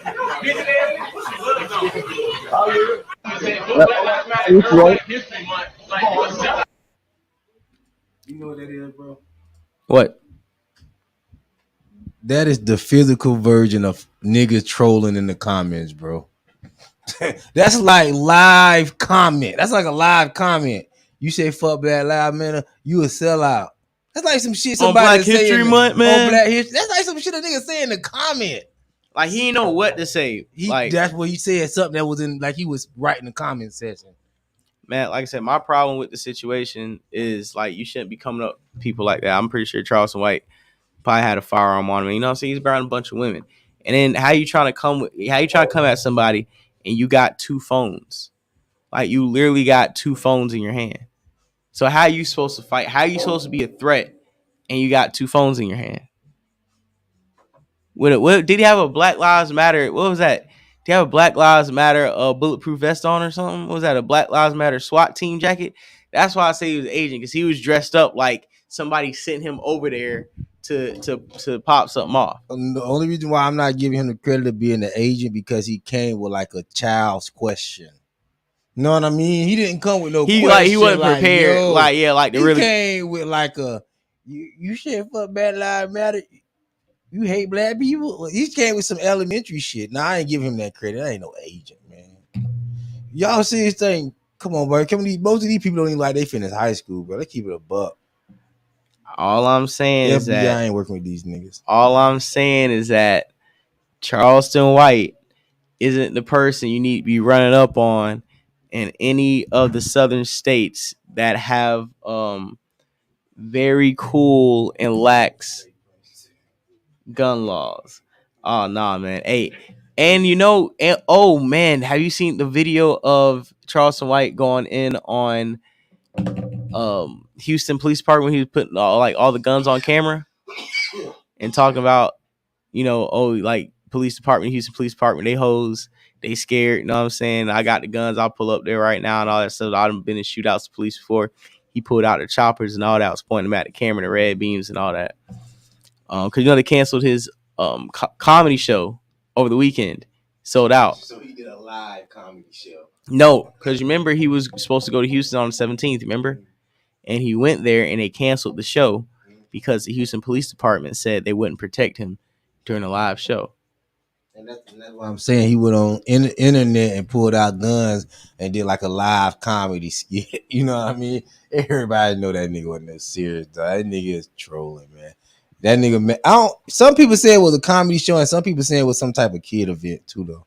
Could have been. I don't know which one it was, but it could have been. Let me ask you a question. Okay, because I know we probably do have the Woody topic coming up, but because I know we both are kind of educated on the topic, how do you feel about T.I. finally coming out? Speaking of, old niggas, kicking up dust. How do you feel about T.I. finally coming out and saying that the story about him snitching on his dead cousin or dead relative was fake and it was false and he was clout chasing? That just proved my point why everybody shouldn't be trying to do a podcast. A lot of people just want to do a podcast for the sake of saying, I do a podcast, but then you don't have nothing to talk about. You're not interesting. You're not willing to say what other people want to say. So you start making up stories and lying. That's what you got a lot of, that's what you have on the podcast now, lying. So I do believe he lied because I believe like his podcast was boring. He was trying to think of something to go viral. He was looking on YouTube and say, oh man, I snitched on my dead cousin. And that was a little story that he could, I do believe, because like he said, no paperwork. Show the paperwork where they say you snitched on your dead cousin. But also I believe like what Rory said on the Star Report, he was just trying to, put his toe out there to be like, yo, I did snitch in this instant, but I did snitch. I did snitch, but I did snitch. Just to see how he would get treated. And see, he got the reaction that he wanted. Okay, the real niggas like Boosie ain't gonna fuck with me if they find out I really, really snitched on a nigga. Cause they don't even fuck with me play snitching on my podcast. But if you my thing is this, if you are a comedian, right?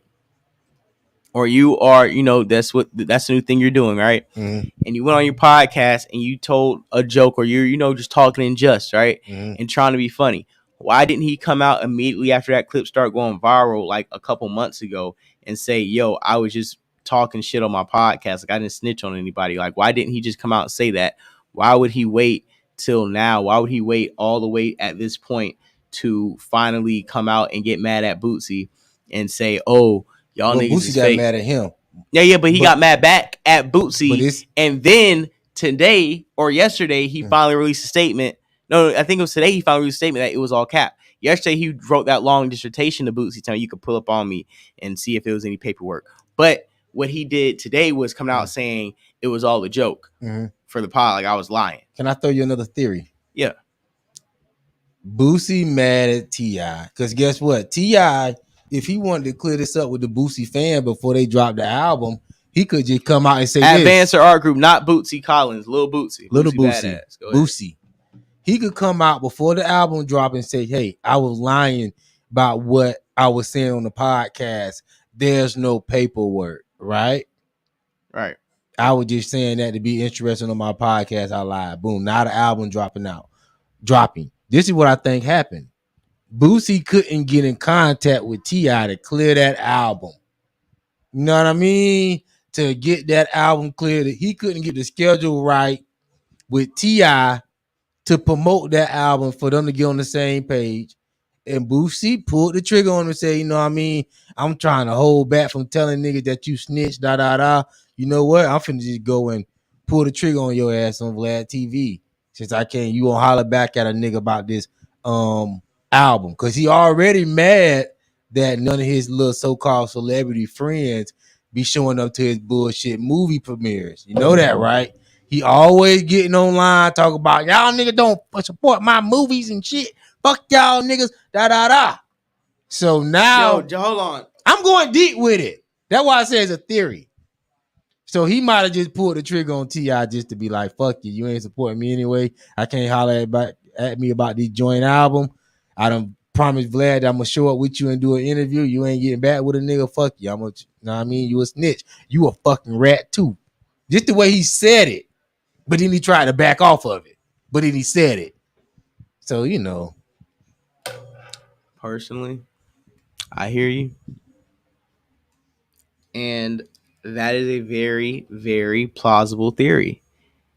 Because that in itself is like saying this was a straw to break the camel's back. Because, he said the same thing about Youngboy and about a couple other rappers where they make mixtapes, joint albums, they do a lot of songs together, and he can't get any of them cleared. And guess what, too? And it's like everybody like to play in his face, but it's like who really be showing love when they be trying to, you know what I'm saying, show love. So go ahead. No, I was finna say I had another good point about Boosie, but I forgot it. But Boosie, my bad, man. You go ahead. No, you go ahead. Yeah, Boosie, I forgot. No, but yeah, it was a straw break camel's back, like you said. People. Oh yeah, because if Boosie wanted to stop fucking movies, with him, right? He wouldn't fuck with him just because of the commercial. Right. The commercial been done. You been saw the commercial. So you saying it wasn't really about the snitching? It's not about the snitching. Cause I been a snitch. On the surface, we ain't gotta see no paperwork. Just the commercial alone. So you won't fuck with me.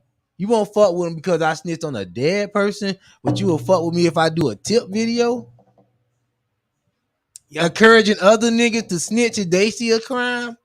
Not only if I'm snitching, but I'm trying to recruit other snitch. So I'm like a snitch general at this point. You know what I mean? I'm trying to get other snitches. You don't stop fucking with me then. Brooklyn Honcho in the check-in, man. Salute. It's about money, bro. John Blaze in the check-in. Salute, man. It's about the movie premieres. You ain't showing up to Boosie Bash. You ain't showing up to the proms. Yo, why ain't go to the Boosie prom? He had one in Jacksonville, bro. Who, me? Yeah, why you ain't go? After Duke the jeweler got set up there, why you ain't go with your girl in a 3-piece turquoise tuxedo and go to Boosie prom? You know damn well you ain't go to senior prom back in high school because I didn't. Me and Boosie don't party the same. I like a conservative party. Boosie liable to pull out a cucumber. and start, you know what I mean? Which job? You can't say that. You party. Gotta finish without going too vulgar. You just can't say, you can another man. No, you can't say you. Hey, listen, come on, let's be fair. You can't say, especially when a nigga like Boosie can't say, hey man, me and Boosie party different. He start whipping out cucumbers and nah, because you making Boosie sound totally different from what he be doing with the cucumbers and the women. On women. That's why I'm not gonna bring my girl. Like certain niggas, like I don't got no. Yeah, just say that. I don't got no aspiration to party with like Puff.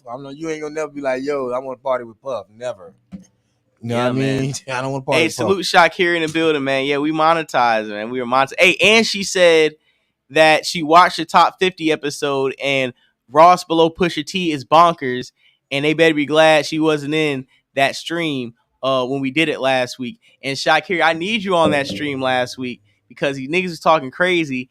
And just to go back real quick to that conversation, we glossed over the fact that Young Jeezy wasn't even on the 50 greatest rappers list because he ain't one of the 50 greatest. Jeezy rappers. is definitely he was better than Mos Def. I'll tell you that. I'll give Mos Def. Hold on, I'm gonna give Mos Def some more smoke. Ain't no way Mos Def should be ahead of Young Jeezy on any list. There's nowhere Mos Def is gonna sell out over Young Jeezy. Mos Def wouldn't last 10 songs with Young Jeezy.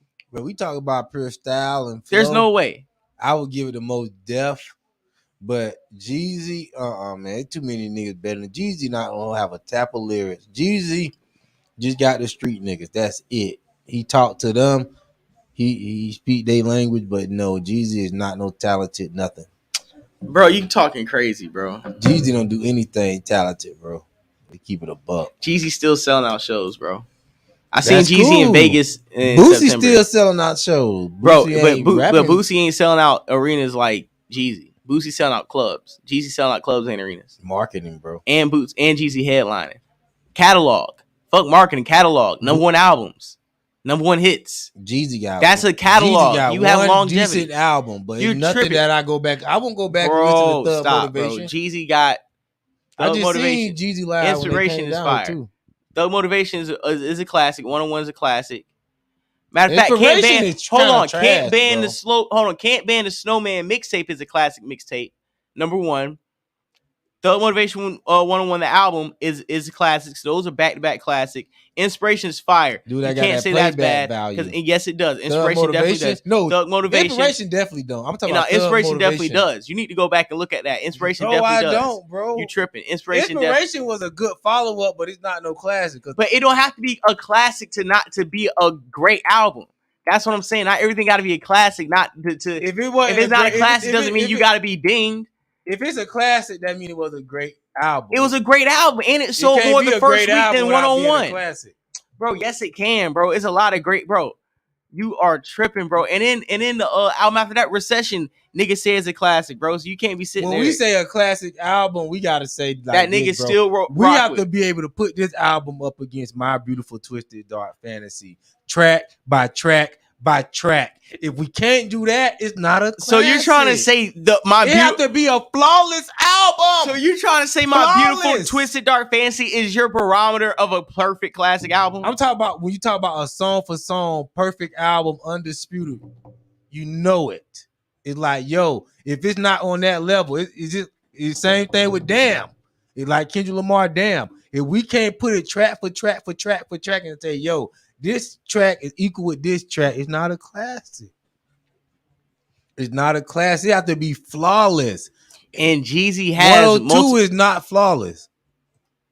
You talking about Inspiration? Most of these songs I don't even remember. Mr. 17, Mr. 2017, Keep It Gangsta. That's fine, bro. Blood listen to first. Hold on. You going down to the last three tracks. Dreaming, bro. With Keisha Cole that was a single, and it was fire. Sing that song. She like dreaming. Damn, I must be dreaming. What you talking about? I don't even remember that song. That shit was fire, and it was a man. That shit was a fire track. What's name was fire. Go Get It was fire with R. Kelly. Is that a classic though? Bro, yes, it was one of the biggest tracks. R. Kelly feature? You know it is. Stop acting like you listen to the song. Yes, it is. I Love It was cool.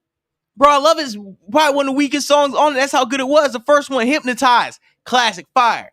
What's the second one? Still on it. Yeah, Mr. Yes, man, come on, bro. Not no classic, get it for the 5, you can get it for the 4. keep it round here. Just let a nigga know. Yes, it is. That's a classic. Look at the ratings. Look at the ratings on the side. What were they giving it? How many stars they was giving it? That's the classic vibe. You will stop playing. All you see is 4 and 5 stars over there. Stop playing like you don't see the ratings when it came out in the sales. And it's saying it sold more than the first one did first week. 352,000. Okay, so if somebody sold 352,000 first week right now, niggas will be like, "Oh yeah, you did that shit." Well, so stop it on the second album. Yeah, no, but it's not. It's even worse. The hype of the it's even worse. One. It's even worse because back then niggas had LimeWire. We couldn't even stream it, so it's even worse. Yeah, I give the first one. First one was a classic. Second one was a great follow up. And the third one, Recession, niggas arguably, that's a classic, bro. And you go to Recession, his third album. Go to third album. Recession is better than Third Inspiration. I would tell you that much. I know we that can for look. a fact. Let's look. Recession is better than Inspiration. That's when my President Black came off. This was all crazy. Everything with Lil Boosie was. Hold on, tight. you gotta go. Just read Put that. on. Hold on, you gotta read. Tight. Stop. You gotta read from one to that, like we do everything. So and put it on the screen this time, so people can kind of see what we're talking about because they can't really see. So I need them to see what we're talking about. We getting a little off track, but we'll get back. But this have to be discussed. It is. Yeah, you know what I'm saying. These good topics. Jeezy, no, bro. But the Recession, Vacation. Fire intro. Hold on, let's go down. Go The Recession. Fire #1 track. Welcome back. Fire. By the way, fire. Crazy World is fire. What They Want is fire. Amazing is fire. Hustle's Ambition is fire. Who That's fire. Don't Know You is fire. Circulates fire. Wordplay's fire. Vacation's fire. Everything is fire. Take It There is fire. Don't Do It is fire. Put On is fire. Get a lot press. Yeah, that's a classic album. That's a classic. Is this better than 102? It's better than Inspiration? Yes. So that marks out Inspiration as even being taught as a classic. But it's still a great album. Cool. It doesn't have to be a classic. Album. I said that 5 minutes ago that Inspiration don't got to be a classic to not be a great album. 103 is better than 102, bro. You talking about it's called Inspiration. No, I'm talking about Thug Motivation 103 Hustlers and Ambition. Yeah. But you keep saying 102, but 102. 102 is Inspiration. Yeah. The Inspiration is not no classic. Inspiration was his worst album. Be honest, bro. And that's for real. I'm talking about Put In and Play. And I used to out of his first 4 albums. So out of his first 4 albums, that's the worst one. But saying that should put Jeezy in the top 50 because if out of your top 4, your worst one is still a great album that aged well. That didn't age well. It aged well, bro. Bro, his top 4 albums. You basically are saying that 3 of his top 4 classic albums. I mean, none of these is not worth really like. We talking about, man. I mean, Jeezy probably like number 60, bro. But he's over Ludacris. No, sir. That's a deep conversation. But Ludacris got way more raw singles than Young Jeezy. But no, Ludacris is fire though. That's one of my favorite rappers. Not over G. And we talking about rap ability. Can Young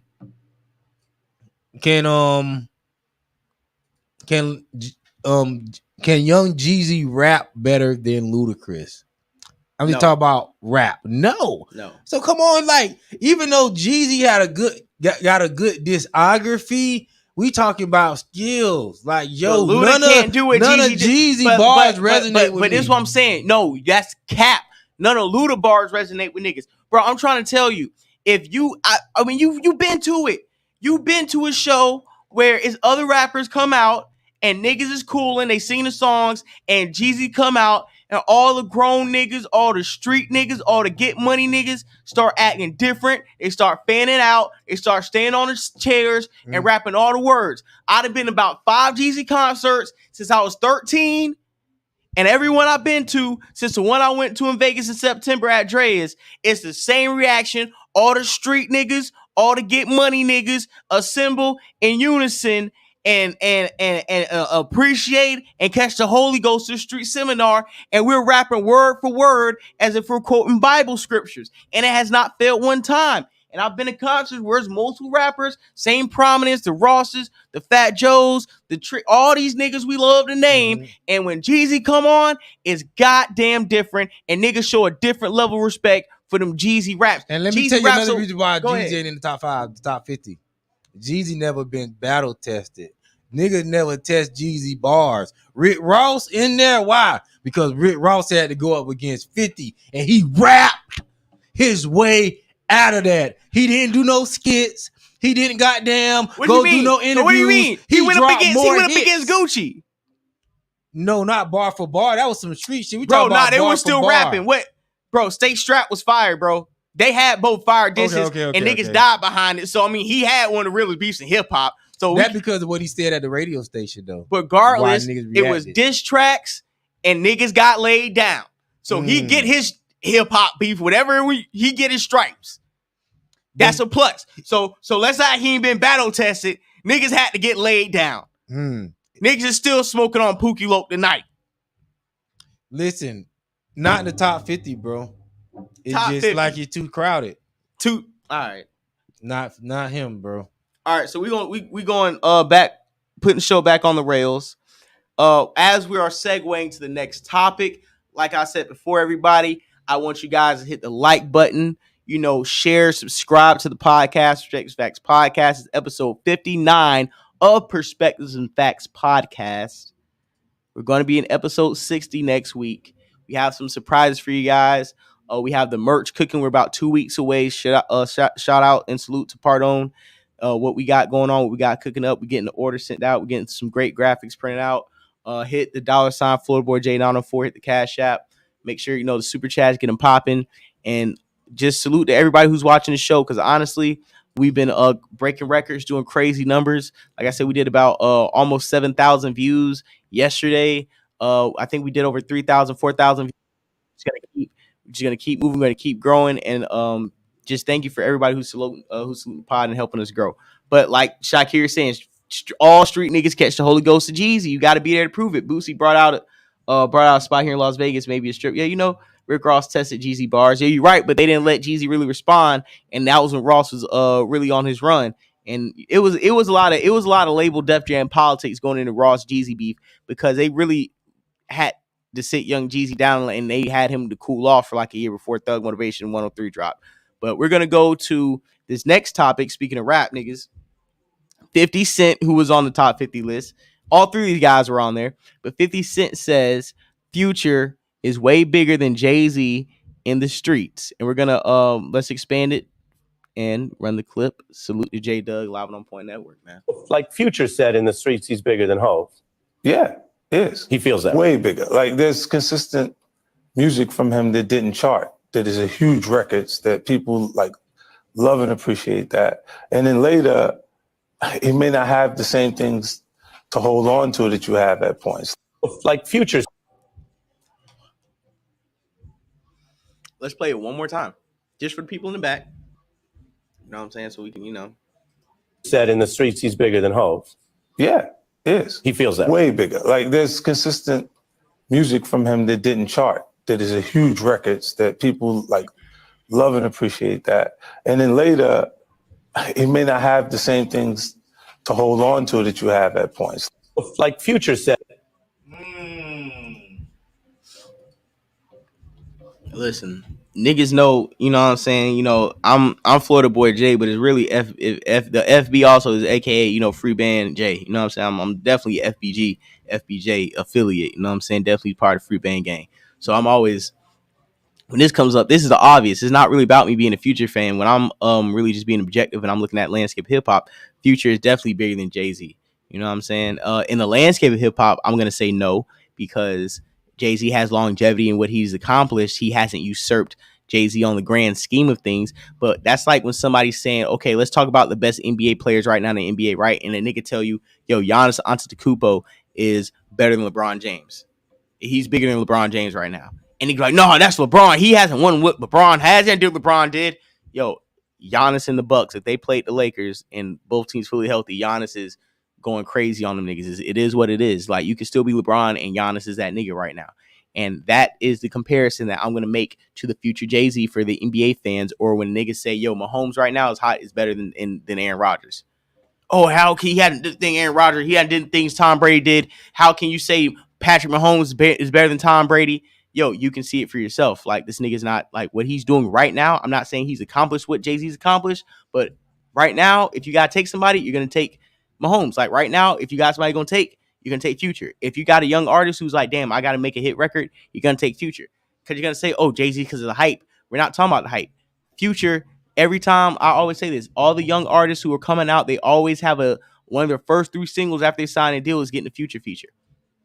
What 50 Cent is pretty much saying is that something that we already know. We always say this. J Doug, I say this all the time.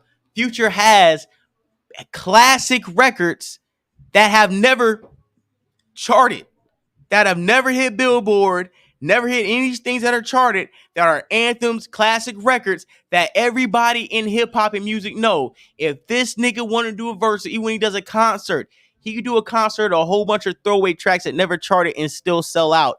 And you could probably count on one hand how many rappers in the history of hip-hop can actually go do that. And that alone is the point that out of all points 50 Cent is smart enough to articulate to usurp Future over Hove. The point that he took and extracted was what I just said, and that was that Future has a catalog of uncharted hits that can beat the majority of niggas that you would put ahead of him, past, present, and future, including Jay-Z. That's something even Jay-Z cannot say he has. And I want J Doug and I want anybody in this chat to have a conversation and debate me or debate the point 50 Cent made about what he said about Future being way bigger than Jay-Z in the streets. And I agree. And I want to see if we have anybody who wants to disagree and have that conversation tonight. Do we have the number in the live chat? Drop the link if we can. Jay-Z, I mean, Future is bigger music. I mean, Future is relevant in music right now as far as that. But I feel like Future is stuck in the streets. You got to think, Future wouldn't make no money if it wasn't for the streets. He can't go really corporate like Jay-Z was able to go when he was 40 years old. Future is like 39 years old, bro, pushing 40, and still have to be getting in video with your latest Instagram rapper to stay hot musically, because that's all you can really do. No. And that's all the leverage you can pull is your street leverage. I don't think he have really no like. Oh, what do you mean? What do you mean? You're saying his, because of his age, you're saying he is relegated to the streets. Yes, because you got to think Jay-Z wanted to leave the streets alone when he turned 40. He had Beyonce, so his business was along the lines of getting married. He was doing business with the Nets. He was doing business with different other corporations, Douce, Champagne. Like, he was laying a different thing out than what Future doing. I'd rather do what Jay-Z did in his 40s than what it looked like Future. You know why that's the weakest argument, and this is why it's easy to debate Hove in certain things, because the problem, and salute to Mate Premium Denim with the $4.99. Thank you, dog. That is definitely gonna hit me with the 4 for $4 when I leave here with the junior bacon cheeseburger with the the 4-piece nugget, the fry, and the frosty, or the orange high C. So we're definitely going to 4 for $4 when we leave here. Salute. Thank you so much for $4.99. But what I'm saying is, the reason why I'm going to pick through your argument and the straw man argument is because when you bring up Hove, what you just said is basically like Hove has 100% up on all sliders. And we're not talking about any of the business moves, Beyonce. What you did was disagree with me and take it directly out of music when you compared Hove. And then when you brought Future, you viewed his relevance within up and coming hip hop and relevant rappers as a negative instead of a plus and a strong point as to why he's still relevant, as to why he's still accessible, and to why he's still the hottest rapper and can maintain his heat because he's able to integrate with the youth despite the age gap. Something that Jay-Z neither did not choose to do or was unwilling to do when niggas like Cameron and a group of other up-and-coming MCs in his own camp said he was suppressing the hating on. Well, niggas like Joe Button, when you could have hopped on a Pump It Up remix Future would have hopped on a Pump It Up remix like he did with Boss Richie and everybody else who got a remix. If Drake ain't hopping on first, Future hopping on Blow It Up. Future would have hopped on a Pump It Up remix, but Jay-Z said, nah, overcharged him and just rapped on it and made it this. That's why Jay-Z's not hot, because Jay-Z has alienated himself from everybody else. And I understand what you're saying, because he had to do that to separate himself to be in a business sense, which is a strong point. But that still is going to be a ding when niggas say you can't come back to the community, just like you watch Big Gibbs interviews and like Big Gibbs talking about him and Dre and certain people, where when you don't make yourself accessible to the same people that you eat off of, you no longer can get the same love in the community. On top of that, when you bring up a Future, he not only has the number one songs, number one album of last year, he is still on the number one features. Like, he's bigger in the streets, and not even bringing none of that stuff up. What 50 Cent is saying, Future's so hot, I'm not accounting anything you're seeing on the charts. We're not even counting things you can actually count. Let's talk about the street anthems, what you hear in the car, what I hear in the car when my Savages come on, and 50 Cent know all the niggas in the club, all the balls and scammers, grabbing their homies and rapping my Savages word for word. They know damn well I ain't never hit Hot 97. When March Madness come on and he know damn well he never heard that song on the radio, but the whole club rapping that word for word. That's what he's talking about. He knows there's no other rapper in hip hop, especially who's still relevant, who has mixtape hits that drop in the club, and niggas know they mixtape hits bigger than most artists' biggest songs. Niggas know more Future runoffs and throwaways than most artists' biggest songs. That's a fact, and these artists know that. Well, I would say just because, Future stuff is more like copy and paste, like remedial rap. So it's like, it's not no hard stuff to remember. We get drunk off lean. We get drunk. That easy little shit. I feel like Jay-Z was doing something a little more complex. You know what I mean? And I believe Future is doing a dumbed down version of rap that everybody can gravitate towards. It's easy to remember. And I feel like, you're going to be successful with that formula versus Jay-Z trying to come out and drop more complex shit that's not really for the streets, because, at a certain point, like I said, he outgrew the streets. I feel like you can't. But I agree. No. But what I'm saying too, I feel like you can't really compare Jay-Z and Future right now, because it's like they're at two totally different points in their lives, to where I don't want Jay-Z to be relevant in the streets the way Future is. And that is, to me, a bad. I'm gonna say this too, to land my plane, right? Because what I like to do on this show sometimes is we'll bring up topics and we'll play devil's advocate, go back and forth, but I'll still tie Bo up in to say this. I feel like that was a bad faith argument by 50 Cent to even make that comparison, because there's no way you can view Jay-Z in a winnable point in that comparison, because Jay-Z isn't even rapping and he's not even dropping any street albums or talking about anything street since what we call Magna Carta, and he barely touched on that. So it's like, you can't try to expect Jay-Z to be relevant as a hottest rapper. That's like saying, Drake is hotter than Jay-Z right now in music. Of course, Drake is hotter than Jay-Z in music. He's actively dropping music. Of course, Future is hotter than Hove in the streets. Future's dropping music. Now, if Hove dropped a album full of 92 bricks, what's that song he had with Pusha T? Neck and Wrist Don't Lie. No, not that one. Drug Dealers Anonymous. Yeah. You drop that, or like you said, Neck and Wrist, you give us a 10, 11 track full of that and drop those the way Nas has dropped The King's Disease. Like, you give us 4 albums of Coke bars in a year and a half, then we can really have that conversation of who's more relevant in the streets. And I think if Jay-Z gave niggas some King's Disease series of just like 92 brick bars, I think Hove, because we just heard him on God Did, I think Hove can give niggas premium content, 4 hours worth of content of straight bricks. Now, I'll be honest with you, bro. Now that I think about it, I feel like Jay-Z, if he wanted to give Future a rap for his money, he could, bro, because you got to think, when Jay-Z do jump on a verse, people are dissecting what Jay-Z's saying.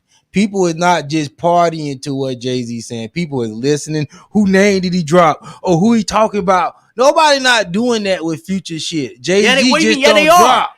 Yeah, they are.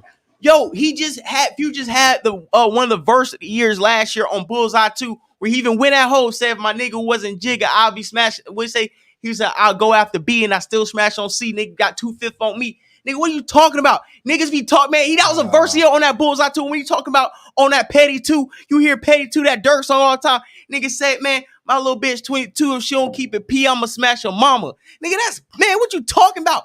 Future got the best bars, quotable bars on the feature tracks. And that's why I be trying to ask niggas and tell niggas, y'all really be outside, y'all be in the bars, y'all be in the clubs, y'all around the women shaking ass, y'all around the strip clubs, y'all be out y'all around the drug dealers, the scammers, the niggas getting money, the dog sellers, the shooters. Like, y'all really outside? Are y'all really outside? That's all I'm trying to say. Because when you outside, these are songs you hearing. When you go in niggas' houses and they got YouTube TV on, there's a whole bunch of little niggas rapping. And Future got the verses on there. Future got the best verses. Niggas are quoting that shit. You go to strip club. When niggas with Push and P come on, Future on that. Push and P come on, it's going crazy. The minute Push and P was slowing down, I'll wait for you came out in the spring, summertime, and that took over. This nigga had the whole year.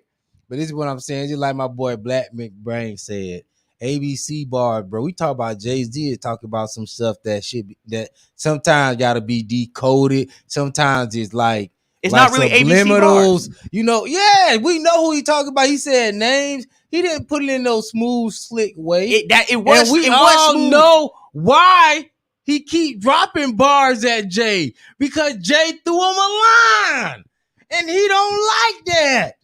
And he been mad about that ever since. What? But who else is taking shots at Hov and still surviving? Why is he mad if he hotter than Hov, and if he over Hov, and when Hov throw you a shot every time you got a hot verse? Not only that, you got to get disrespectful because he not throwing you no my other. Nigga wasn't he not throwing no to more go after lines. Beef, and I still smashed. Yeah. Now you want to get disrespectful because I won't respond back to you after I threw you a hard one. He said, yo, you a nigga in the future, a nigga be playing ball with your son. Bro, you know every time you see Russell Westbrook on the sideline before the game, that's the first thing niggas think about when they see him throwing the ball at baby Future. Come on, Jay-Z threw you a line. That's why you hot. The hottest nigga in the streets threw a line at you, and that's why you hot. Just keep it a buck. Threw a line. And that boy's still mad. Listen, dog. If Jay-Z not the hottest. What do you mean Jay-Z not? Jay-Z's not the hottest what? If Jay-Z not the hottest in the streets, then I mean Jay-Z. Mad? He even think Jay-Z hotter than him. Bro, Future and Hov done track together. You know, they straight. Future wrote Drunken Love. Like, it's all love. But I think Future one of the only niggas that could really, take shots at Hov and say certain things, and Hov can't do nothing about it because, nigga, what you gonna do to the Wizard? You can't do nothing, Hov. You can't make no diss. Okay. Oh, yeah, niggas playing football with your son. He already threw a line at you. You threw a line, and it's cool. That's it. But if Future keep coming back with these bars, Hov ain't got to say nothing. But these bars is catchy. And just to round out what we're saying is this. This is my point. Number one, somebody mentioned Larry June. I'm an avid Larry June listener. I listen to tons of hip hop. I listen to tons of music. Period. Like I said, I was just listening to. Somebody said that verse was real personal. Yeah, man. And it was one of the verses of the year. That was a potent verse that Jay-Z threw at your boy. It was cool, but this is what I'm saying though. This is my point. To wrap up the topic. It was a bad faith argument by 50 Cent because, like I said, it's trying to compare somebody who's actively in the game to somebody who's retired, and you're just setting somebody up for a losing argument. And why didn't you say, like, you're more relevant in the streets than Jay-Z? Why didn't you say that? Because comparing Future, you throwing Future an alley-oop. I don't think it's a bad faith argument, bro. You know what? You might be right. You know why you might be right? I didn't see Future on the Grammy stage, bro. And you know why you might be right? But he did win a Grammy, though, for Wait For You. I ain't seen him performing. But no, because he didn't have to. But them other niggas can coon. But this is what I'm saying. I think the reason why you don't say it's a bad faith argument because and I'm not trying to take your point, but I'm just trying to be on some synergy shit where you might be saying this. If Jay-Z's such a lot and he's no rapper and everybody loves Jay-Z so much, why don't Jay-Z get the same love nationally on his records that Future gets on records that never charted nationally? If Hov's supposed to be this big rapper and everybody's supposed to know all these Hov bars and all these Hov songs, What love Future getting though? He gets. What do you mean? What love does he get? Everybody knows the shit. I mean, his shit's selling. No. But what I'm asking you is, because you said it's not a bad faith argument, and why isn't it not a bad faith argument? Because I said that because I was thinking maybe that's what you were thinking, but maybe I am wrong. No, because I feel like you can go ahead people and actually do think Future is hotter than Jay-Z, and I don't feel like it sounds like off the surface you be like but Jay-Z still making waves in music, bro. He don't do that much just because, but far as like an old nigga rapping, he's about the only old nigga that people gonna be like, hold on, Jay-Z dropped the verse. Yo, you got a Jay-Z verse on your album. People is listening to it. So I just feel like, you know what I mean? Even that joint he did with Nas, people were dick riding that. That little first song he did with DJ with Khaled. the Japanese whiskey, that was bullshit. That shit was trash. And but niggas was dick riding. That's what I'm saying. Like, I see people like, yo, that's why Jay-Z, my problem with Hov. It's like niggas, it's like Hov can say something stupid and niggas gonna be like, oh God, bar. It's like niggas be ready to meet Glaze Hov. Where like when they be like, oh, FBJ, you hating on Hov? I'm like, bro, I'm not hating on Hov, but the way y'all are tripping, you gotta have somebody who's gonna be objective and say it's trash. That's all I be saying about Hov bars sometimes, where it be underwhelming, but niggas be so ready to get a Jay-Z bar or Jay-Z verse that he come out and say some underwhelming, lukewarm shit, and niggas still gonna ride with it. And he's dropped, like I said, Drug Dealers Anonymous, the track he had with Meek Mill and Rick Ross on Championships album, on the What's Beef record, the Biggie record they remixed, and Left Wrist. What about all them joints he done gave to Drake? Fire. All them joints be fire. swinging. The one, Seen It All with Jeezy, fire. That's what I'm saying. Jay-Z. Maybach Music. It's a different type of hot, bro. Yo, that Maybach. He's not. Can I say this real quick? I'm gonna let you, but that Maybach Music verse, the first Maybach Music him and Ross did was probably, I can't say it's one of Jay-Z's top verses, but it's one of my favorite Jay-Z verses. And I think, especially at that time, that was one of Jay-Z's best verses. Which album that's recently? On? That's on Trilla, on Rick Trilla. Ross's Okay, second album, I think. Yeah. That verse was one of Jay-Z's hottest guest feature verses for a span of years. I'll probably say up until he started probably doing like Seen It All and the Drake features and kind of getting into like the 2010s. But yeah, he's definitely. All right. Yeah, I mean, it's a good conversation. Like I'm saying, Future is obviously going to be like that first surface choice.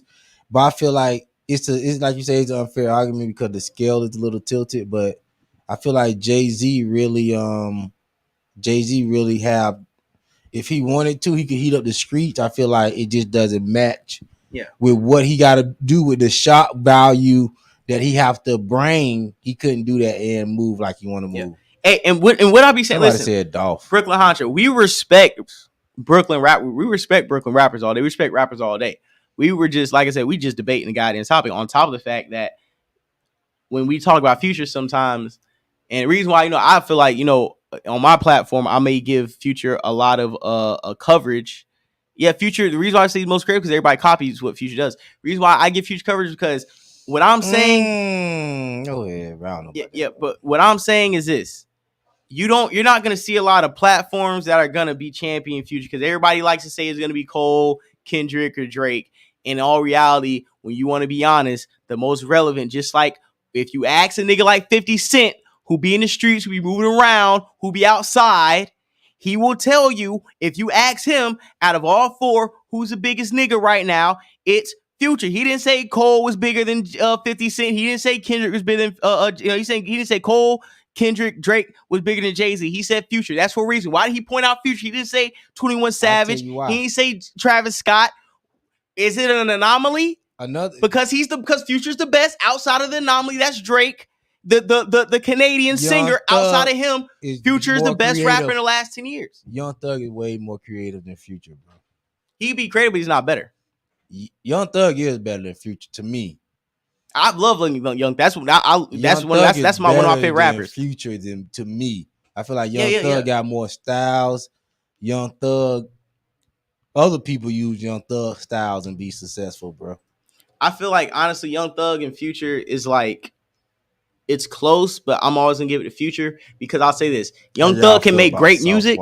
Young Thug can make great music, but the difference between Young Thug and Future is they can make the same amount of music at the same pace, but Future does a tremendously way better job, like light years ahead of curating records and putting them out and pushing certain records and knowing what records are going to pop and knowing what records are going to sit back, hopping on the right features. And Young Thug recently kind of was starting to know how to do that, but Young Thug wasted a lot of years and a lot of great albums, music, mixtapes, and singles and songs that are classic. Instead of pushing those records, even Leor Cohen told him in that 300 meeting with Kevin Liles back in the day. You remember you seen that when there was an office, and Leor Cohen was telling Young Thug, bro, you have classic records, but you don't want to push these records. It's going to take months for these to pop. If you're not going to push them and you're going to drop and keep trying to drop shit, you're never going to get the return on anything you're doing. We're never going to recoup on the money, and you're never going to get the type of fame that your peers have, because we can never work a record long enough to make it pop because you're already 2 albums deep.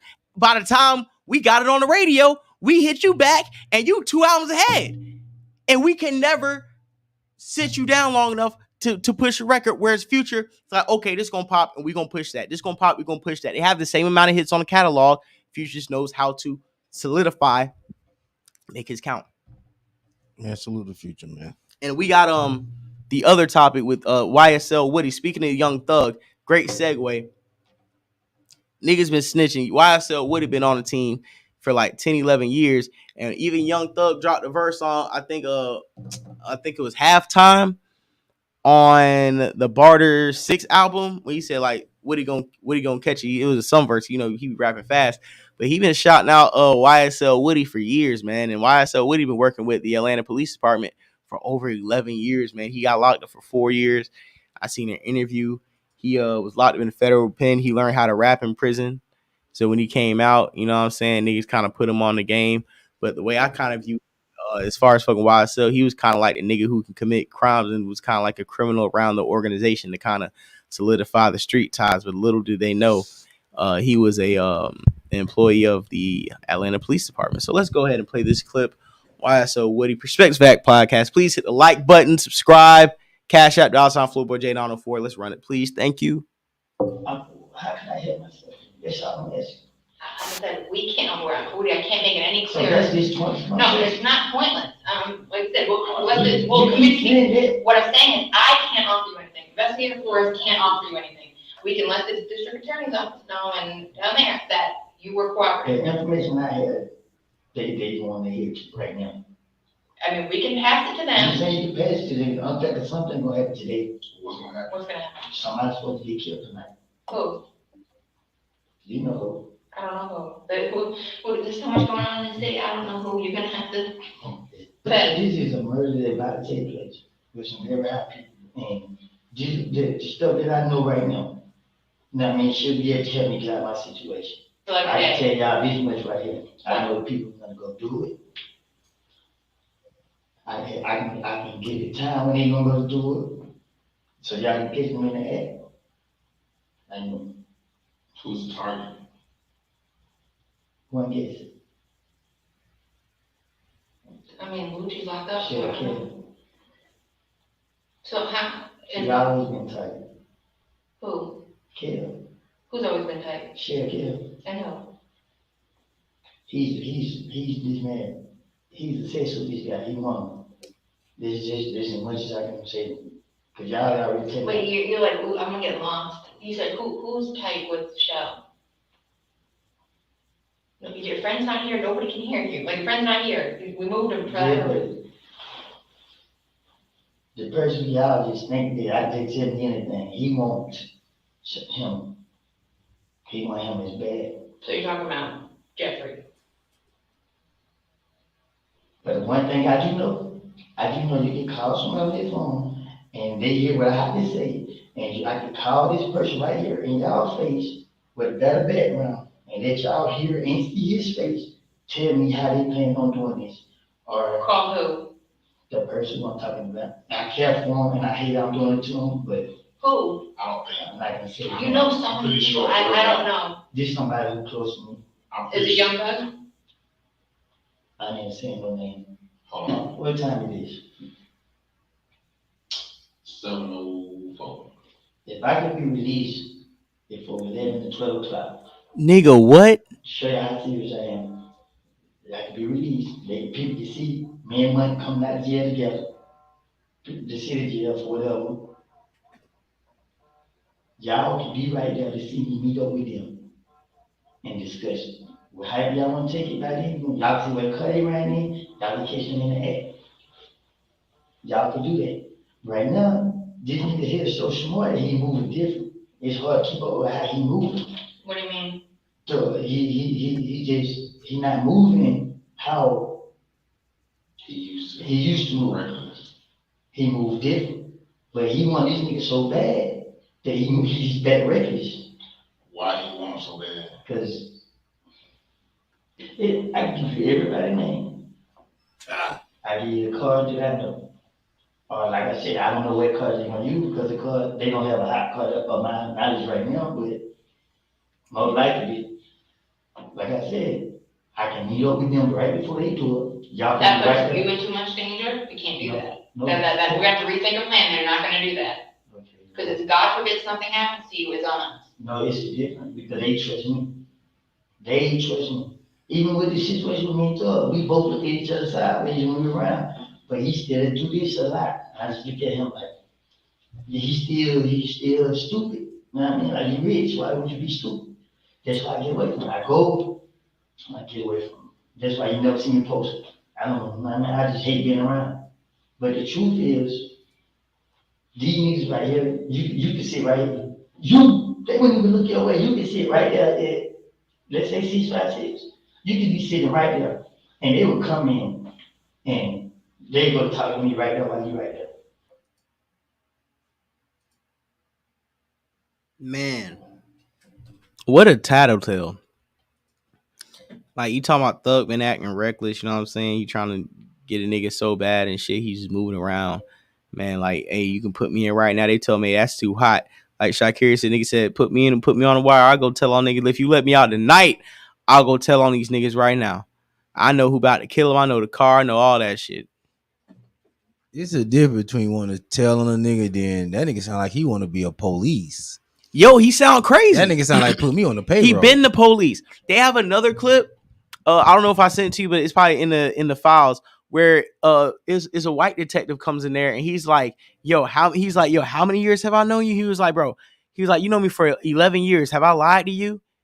And niggas like, no, sir. I'm like, bruh, you known the cop for 11 years. Like, you've been working here for 11 years, and you an employee. Like, you might have like a work phone.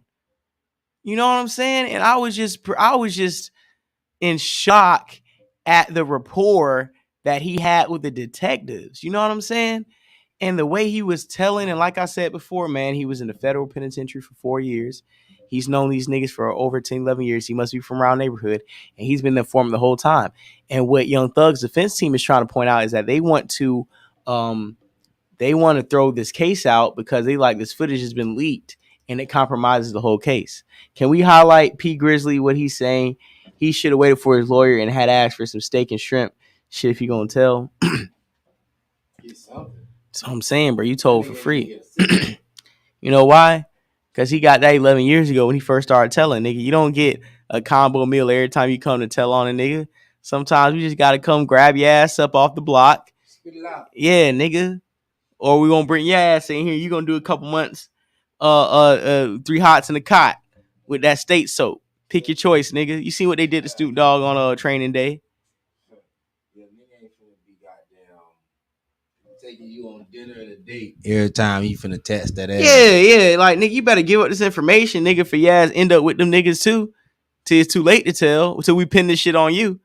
We know what you did. We just gonna bring up them cases you did back in 07. We already got evidence. I'll pin some shit on you, You know when nigga. nigga gonna really start telling, bro? When weed become legal everywhere, bro, and a nigga be able to roll up in the interrogation room. Man, just let me roll up one more time. Bro, he told so hard. They had a video of him checking his pulse in there. Oh, damn. Oh, yeah, I saw that. Yeah, then he was like, I'm like, bruh, are you serious, dog? And now, he said, I'm just a fake ass nigga. Let me see if I'm still alive. Yeah, and the fact that he was trying to, and he was probably trying to fight off these snitching allegations. And this video is actually from, I think it was from like October, November.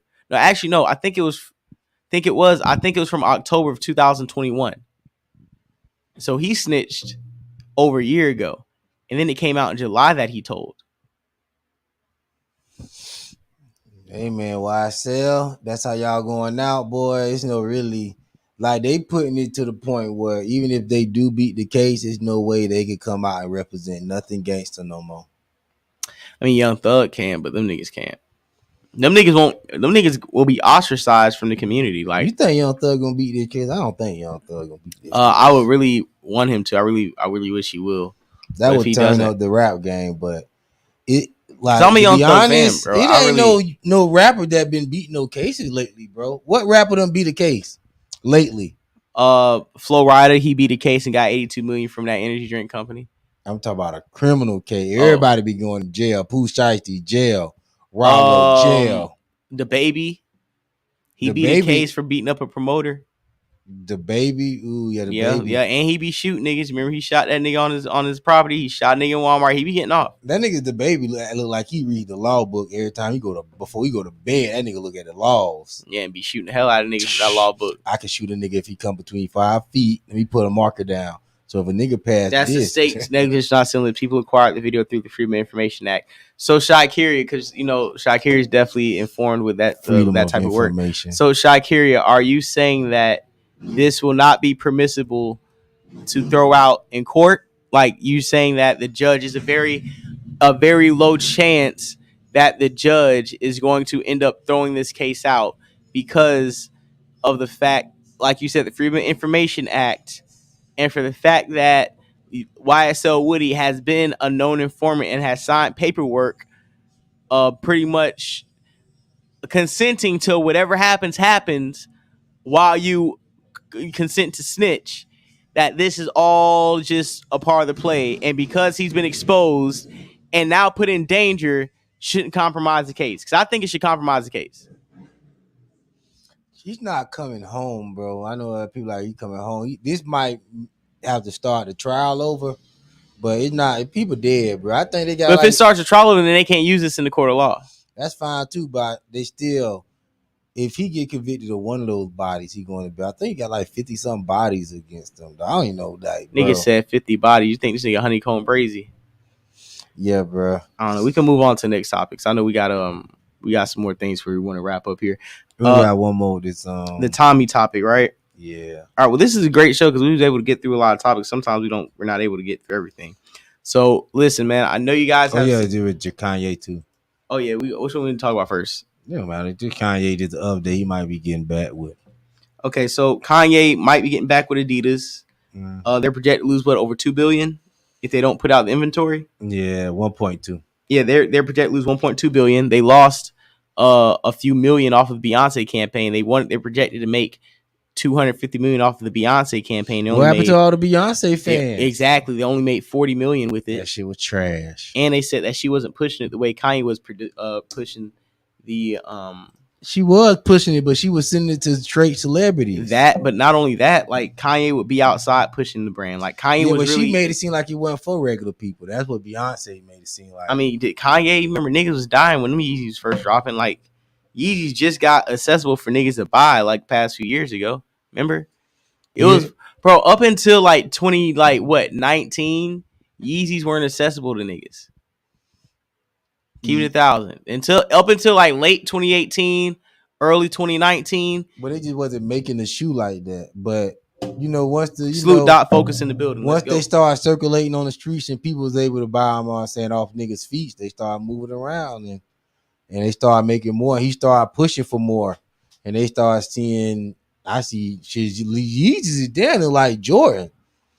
I see everybody with Yeezys now. I'm like, yeah, no, that's a good point. I think Yeezy is the only thing that could rival Jordan. Salute to Dominique.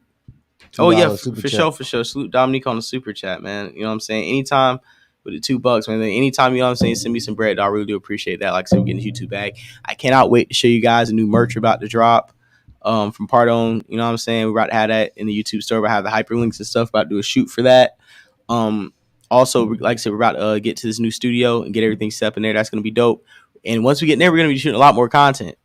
Yeah, we're going to be getting busy, man. Y'all know it's like a hard work to really maximize on this social media thing, but it's just good to take your time. We're doing a live show now. We're doing that. So it's like, we'll start doing more, but, we don't want to overdo burn out. So it's slow by slow, but people are enjoying the shorts, people are enjoying the content. So salute to everybody. Absolutely, man. We got over 10,000 views. We got over 10,000 views on this channel in the last 48 hours. Mm-hmm. Over 10,000. That's a lot. And that's just showing the growth of everything. So let's get to this Tommy clip. The last clip of the night. Like I said, go ahead, $, Florida Boy J, Cash App, Super Chat, hit the link, call in. Or play the clip. Some I want to say a person with Down syndrome or something like that came through and found Tommy's address at her Airbnb. It's not even her home residence. They found her Airbnb address via somebody I guess she knows, and it arrived at her front door on some catfish time. And I guess scared living shit. Who the fuck is Papa? We're gonna look at the clip right now. Let's go run it. Why are you recording me? Because, nigga, I'm scared. How the fuck you got my address? Don't come up here with no fly. Cause what is this? Who sent you? You don't want this? Give them to me, cause I love flowers. But we gonna get to the bottom of this. Who sent you here for real? And why the balloon deflated? Can I come in? Hell nah. Who is this man, Tight? Ain't this your little friend? Cause he just came to my house. I told you I was. Ain't this your little friend? Cause he just came to my house. Oh my God, y'all gotta relax. That's why I said, girl, he at the door talking about you. Girl, what is wrong? What? He said he got a delivery for me, so I'm waiting for a delivery from somebody else. This man done came to my house, Ty. How this man know where I live? Ryan, how you know where Tommy live at? Ask him, Ryan, you finna get fucked up. I promise you. Say something to her. How you knew where I'm at? Yo. How you find out where Tommy live at? How you know where she live? It's on. It ain't on nowhere. This is my Airbnb property. This ain't even my real house. Well, how did you know what? What is wrong with you? Tommy, he said he been talking to you for 5 years. Ty, he is a liar. I don't know this man. I only seen this man on your page. I know you don't.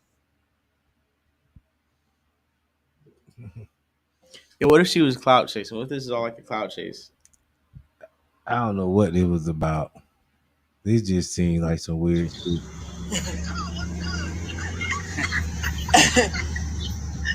Oh, hey, but y'all remember this space? What's good? Yeah, don't seem like he don't know creepy shit. Seem like he just whatever. He said it was a misunderstanding. He got catfished. Oh, so he thought Tommy was really hitting him up. Yeah, from one of them fake accounts. That's what he was saying. That makes sense. He was trying to say it was like an honest mistake. That makes sense. Yeah, and honestly, if he was doing any weird or awkward stuff, like where he has Down syndrome. Yeah, he'll run off. No, but what I'm saying, he has Down syndrome, so some of the weird, goofy stuff that he might be doing, that you might say, oh, he would have failed for that. Yeah, or even while he's there, if you like, oh, he's doing weird, uncomfortable stuff. It's like, bro, he has Down syndrome, so he's not going to be acting like a normal person. So you can't judge him as harshly as you would a able-bodied person. He don't got them same social skills, social cues. Yeah, right. My girl always talk about social cues. You say, nah, I hate that clip. No woman that is scared let a man in her house. She ain't scared if she let that nigga in. She ain't let him in, I don't think. Nah, she did. Aaliyah. But she went out and met him in a lobby. Nah, but Aaliyah seen the clip, man. She had that nigga in the house washing dishes and all. Oh, yeah? Yeah. Oh, okay, let me find that clip. Yeah, we up to speed on the bullshit. Oh, damn. Well, I think it was some bullshit then, because she working with Zeus, too. Yeah, and so Zeus is putting a lot of propaganda out there, man. And she's popped Natalie Nunn in the head. That was funny. I think I seen something like that. She pulled the knife out, yeah. That's so bad, dog. Zeus, man, I don't know why Floyd putting all this money in to get in his bag, but I think Floyd, ain't he doing a fight on that channel or something? Yeah. And Natalie Nunn and Tommy, smart. They fighting this weekend. That's gonna be the undercard. Hey, man, I think it's a good thing to do. We done made fucking VH1 probably billions of dollars. If it's somebody that black owned, now let's do it for them and let's get past it. Sell out for the black dollar. Yeah, let's get past it. Let's build a viewership up, and then that's going to be a real good, like a network that we could support. Which it seems like I like their quality and stuff. As far as like it seems like it's up to standard of what VH1 doing. So it's not like some like It's like VH1 Uncut because it's streaming service. Yeah, and the quality is there. Yeah, because titties pop out and all that shit be lit. Then they got the celebrities, so I'm like, okay, cool. Salute to Zeus. Yeah, I seen it seems like Floyd do own Zeus now, so he got a lot of shit popping now. Yeah, I mean, he's an investor. So, does that wrap up this episode? Yeah, man. Did we do it? That was a great episode. This one, amazing. This one of the better episodes, man. You know what I'm saying? Perspectives and Facts podcast. This was a great episode. Waited in the 50s out, right? With episode 59, the way 59. We just did this. We smashed this episode. Very profitable. Everybody who's donated to the episode, I really do appreciate that. You know what I'm saying? Add a couple dollars to the cents, making sure we can monetize. Like I said, we got some stuff coming for you guys to purchase. You know what I'm saying? Getting that merchandise game popping. We're gonna be doing more clips, more reels, more shorts. Me and J Doug, like I said, we're gonna change locations, but we got so much more coming up. We got another set we're gonna build by the time we do the next show next week. It's gonna look real nice on some fly jiggy nigga shit. I'm just excited. Like I said, we got over 10,000 views. Let me get the official number right now. We got over 10,980 views in the last 48 hours. So like I said, if we get it's 10,986. I said we're 14 views away from getting 11,000 views in the last 48 hours. We're trying to do 10,000 views a day. We starting to break the algorithm, break through the the paradigm, and really get the channel popping, really get a lot more exposure. So just salute the Live on Point Network, J Doug, for helping us get numbers. And people know, how this YouTube thing go. That just ain't no easy, like, you finna hop on and be famous. We work with a lot of avenues, and you still have to do the work. So salute for the boy Jay doing the work. We got a long way to go. So it's not like no thing where we like, yo, we finna take off, but we just finna double down, but in the right way. So man, salute to everybody for supporting. I think y'all gonna be proud of what's going on in the future. Yeah, man, we're getting on the grind, getting things popping. Like I said, we got everything going on. We're growing. Hit the link, super chat, hit the like button. We're gonna be dropping more clips starting tomorrow. Share the show, cut clips, and the reels too, the shorts, I think you could take them, download them, put them on TikTok, start other accounts, cut the clips, promote, make some memes. Yeah, man, we've been clips been averaging over 100, over 1,000 views per clip. Well over 1,000. So just salute everybody who's been watching, sharing, liking. We're gonna flood your algorithms up on YouTube. We're gonna be sitting next to Joe Buttons, the flips, what's the guy? Mav Hoffa, the Vlads, the Art of Dialogues, the Gillies, the Charleston White. So we're gonna be we're sitting next to all those content creators. That's what I'm saying. The no jumpers, like I said, content's right there. We're just gonna keep being consistent. Just want to say thank you to everybody who's tuned into the show. Salute you guys. You guys have a safe night. Thank you so much for the Cash App, Super Chats tonight. And enjoy the show. We guys are going to see you next week, man. Perspectives Facts Podcast, episode 59. Have a great night. We out.